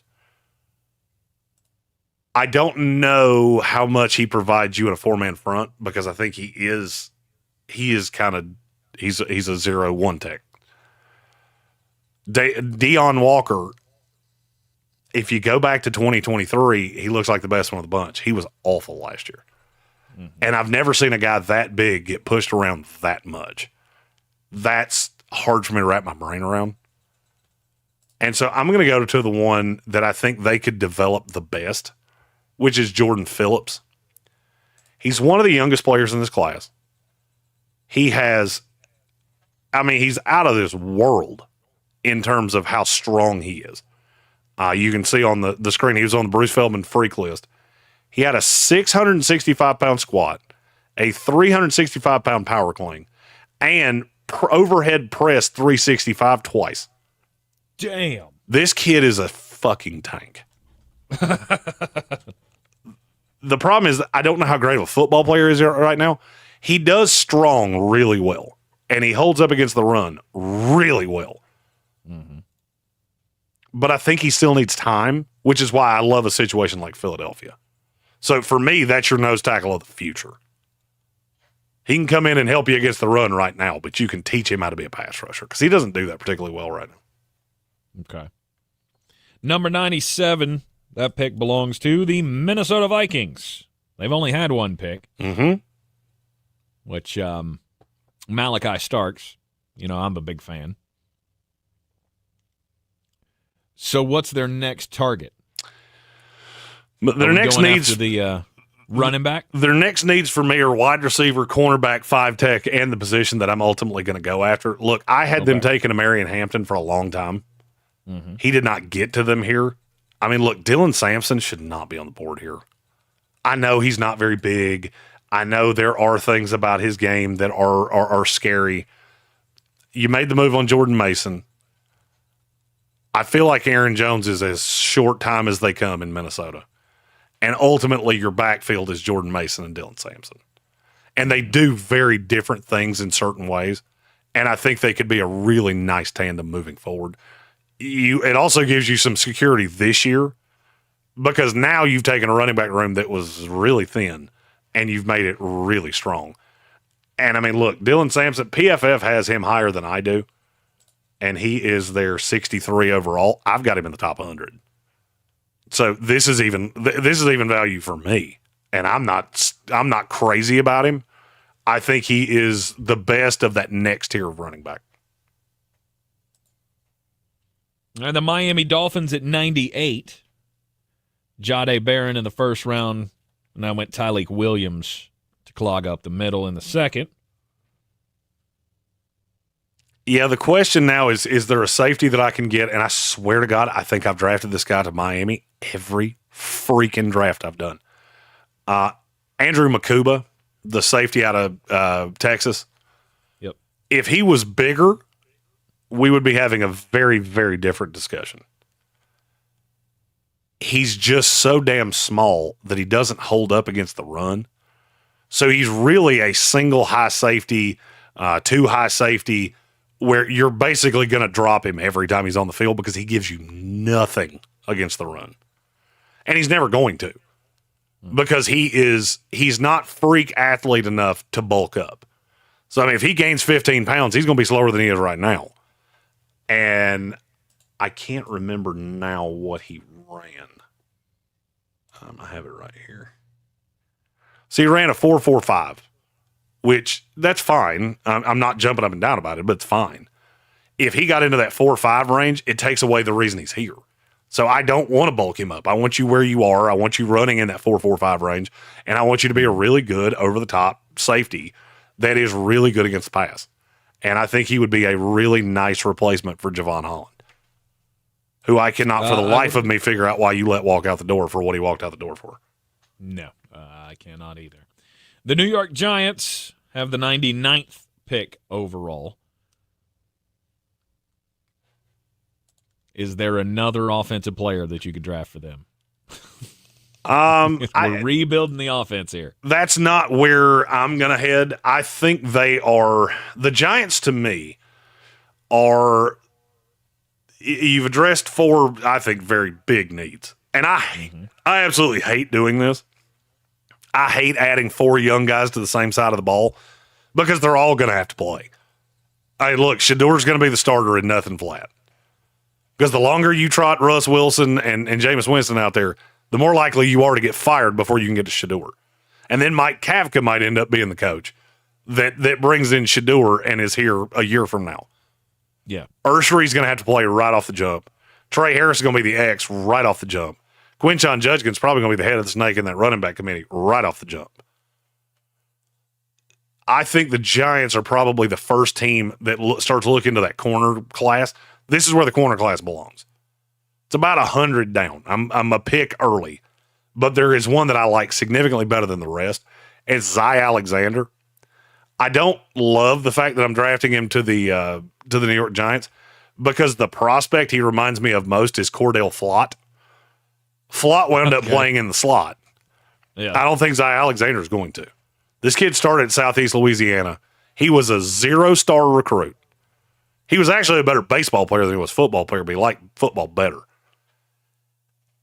He stays at Southeast Louisiana for 2 years. He was 2-year All-Southland. And then he comes to LSU, and damn it, he held up against competition in the SEC. He's got 13 interceptions in his career. That's ridiculous.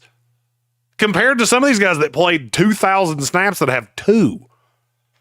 I think Zy is one of the few guys in this class that can play on the outside in very specific formations. There's also a but to him. He has a fallback. He started as a free safety. If you had to move him to free safety, I think he could be Javon Holland level impactful. Now, why did I say that? Because if you're planning on playing too high, having him and Javon Holland in the backside of this is evil, especially with that pass rush.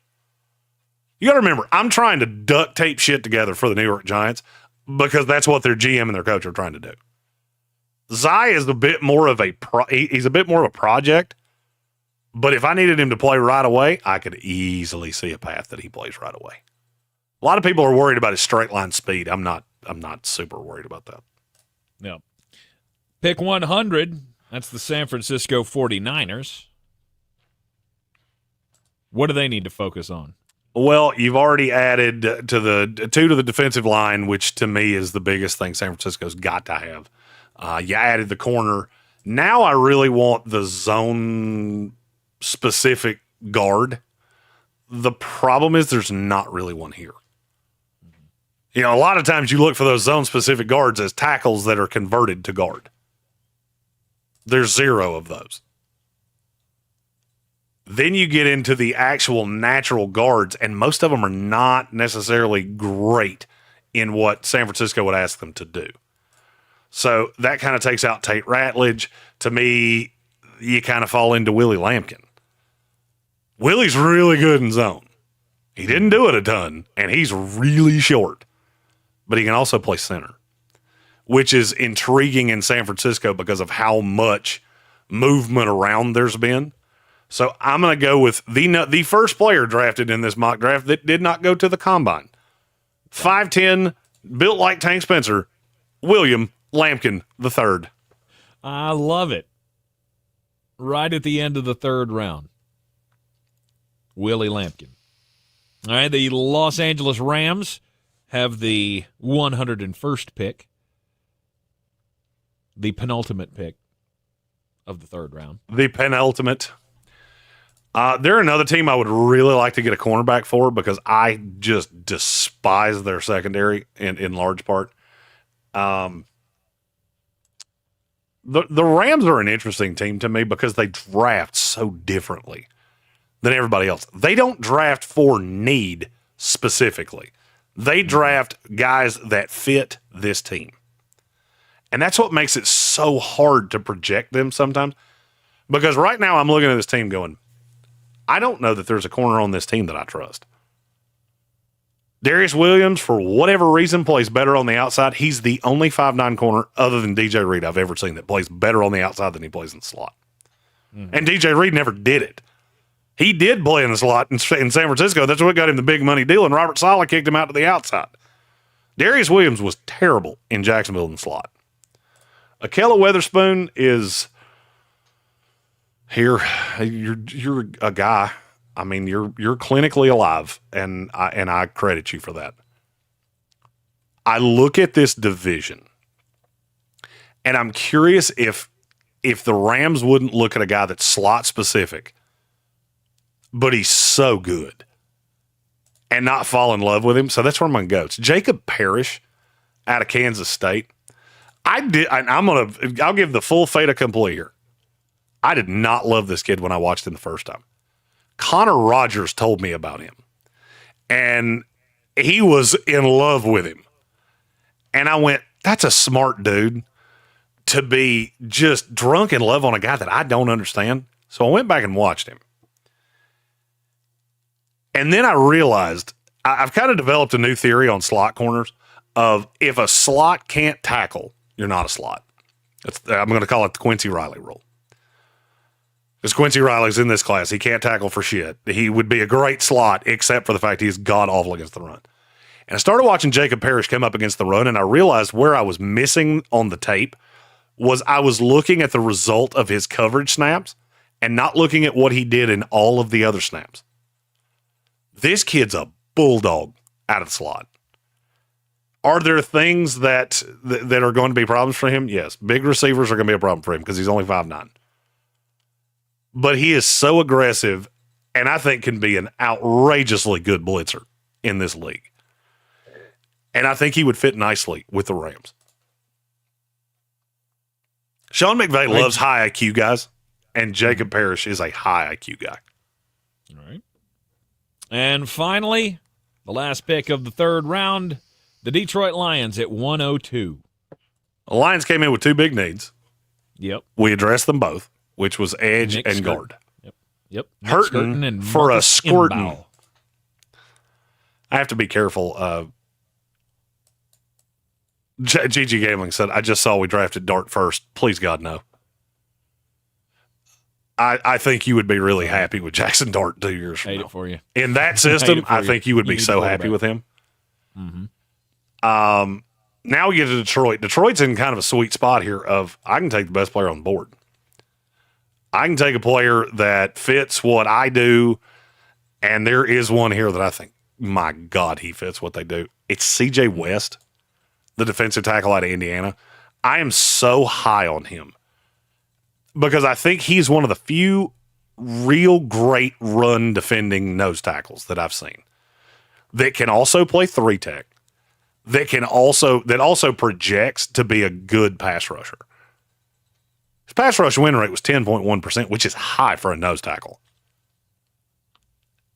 And you put him with Detroit in a system where he doesn't necessarily have to be special to begin with. Because I don't know if you figure this out or not, Detroit's got a shitload of defensive linemen. I mean, a shitload of defensive. Levi, these are guys that played enough snaps last year to grade on PFF. Starting on the interior, then I'm going to go to the outside. Okay. Levi Onwuzurike, Roy Lopez, DJ Reader, Aleem McNeil. On the edge, Trevor Nowasaki, Al-Qadim Muhammad, Josh Pascal, Aiden Hutchison, and they added Marcus Davenport, who did not play enough snaps last year to register. And they've already drafted Nick Scorton. And now you add CJ West. That is a really deep defensive line. Really deep. And that's what Dan Campbell wants. He wants this team to be multiple, and Dan Campbell's going to have more of a say now than he's ever had before. Because now it's not Aaron Glenn. It's Kelvin Shepard. And you're going to see this team take this is exactly what they did with corner last year. They drafted 3, and they signed several, and they just went, the hell with it. We'll figure it out as we go. That scared the piss right out of me. I just peed in my chair. Me too. It did me too. I just peed in my chair. All right. So the final pick of the third round of the mock draft here. CJ West, defensive lineman out of Indiana, to the Detroit Lions. All right, this was a fun little exercise. It was. It lasted a little longer than you probably wanted it to. Just a little bit. Just over two full shows. A 6-hour mock draft. Ladies and gentlemen, how many people would give you that kind of commitment to a 6-hour mock draft? Let's go. That's right. That's why we're that's why we're the best. Just giving you all the nerddom that Jeremy can shell out here. We will be back with you, of course, tomorrow at noon, ESPN Asheville, and right here on the YouTubes. And before we go, we'll have more A+ mock drafts. Before we go, I do have a question. We've got a nice number of people in here. Matt Penn said 6 hours isn't long enough. It'd be 7 if you cared. In fairness, we split the difference there because it was actually 6.5 because we had 6 hours of radio and then 26 minutes of uncensored YouTubery. Mm-hmm. I want to know. So we've got 23 days to the draft. I have basically carved out the next 22 days because we have to travel the 23rd. I've carved out the next 22 days for the content that you want. What is that? All right, so I got to finish the 4-round mock drafts. A lot of them are recorded. I've just got to get them out. What is it that you like to see? We're going to do a set of 7-round mock drafts. I'm hoping to do. My goal is to do A+ mock drafts and then do the final 7-round mock draft and do that team by team. What else would you like to see? Tank, do you have any requests before people in the chat hear this question and start answering it? No, I do not. I mean, we're keeping mock draft Mondays, right? Yes. We have A+ mock drafts set to do. Deep draft player profiles, a few at a time, says Dana. I could do that. How do I want to do that? Ches Johnson said, I'd still like to see some video breakdowns of prospects. So I really want to do that. We're running into an issue of I did a set of about 10 of them, and I can't put them on YouTube because we're a monetized channel, and I don't own the video. So I'm not really sure how to get around that. I would just put them up on Patreon except YouTube is what houses our Patreon. I don't have anything else. So I'm kind of at a loss of how to do those things. Mm-hmm. But if there is I will effort that one more time. I got really pissed off at YouTube, which, is weird to say on YouTube, but I am. That even when I demonetize the videos, they still block them off. And we've never had that problem before. So I don't really know how to fix it.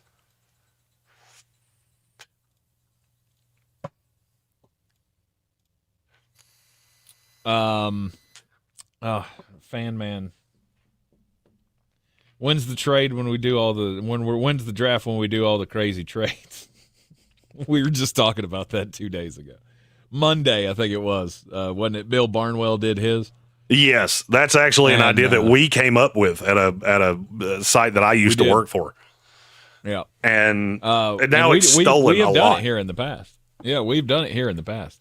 So Fanman also said at the end of that, dig the host, pick 4, and sell each while the chat 2-minute votes the selections. So our next mock draft Monday is going to be you guys. So we're going to put every team in the chat. I did the math on this. It's like 5 minutes of selection, I think. Because 5 minutes of selection is 12 per hour, and that would get us through all 32 with a chance to sum it up. So basically, we would be talking about each pick as it happened. So we would do like the first pick 5 minutes before the show started. Start there, give 5 minutes of analysis per pick, and y'all are picking y'all are making the selections. So that will be next Monday. And we still have 2 full 7-round listener mock drafts where we go through walk the mock and we just go crazy.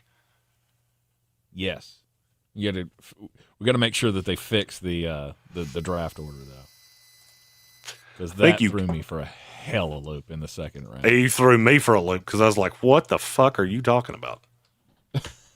You made me second guess myself on a draft order that I swear to God I've run through 55 times. Yeah, because Walk the Mock has that Seattle, Tampa Bay, Denver, Seattle. Pittsburgh's not even in it. That whole stretch of the draft is completely out of order in the second round. Yeah, that happens. Look, I mean, it's easy to. It was all wonky. Well, we've been lucky this year. There haven't been tremendous amounts of trades and shit. So, the only moves we've really had were DK Metcalf and Geno Smith. Yeah, same thing in the third round. The Cincinnati, Seattle, Pittsburgh, or the Pittsburgh, Seattle, Tampa Bay, Denver in the third round was all completely out of order. So I had to wait till Tampa got picked so I could put it in in the thing. It was a thing. It was a whole thing. So anyway, maybe we can send them an email to get that fixed before the next mock draft Monday. I know the owner, so it should be an email. There you go. Shouldn't be much of a problem. We appreciate everybody hanging out for overtime today. We will be back with you tomorrow at noon. In the meantime, just wait longer for football because there's nothing else going on. No. It's not worth your time. I'm just watching no baseball. We're not to the playoffs in hockey or basketball. So right. Catch up on a good show. I've been binge watching Home Improvement, which it still tracks. It's still good. Still good comedy. It is. I like Jill way less than I used to. My wife and I have been watching The Pit on The Pit? HBO. Oh, it's so good. It's one of those ER dramas. It's the ER in Pittsburgh. It's just called The Pit. Solid. Hell of a show. Yeah, it's a hell of a show. Anyhow, we will see you tomorrow. Y'all be good.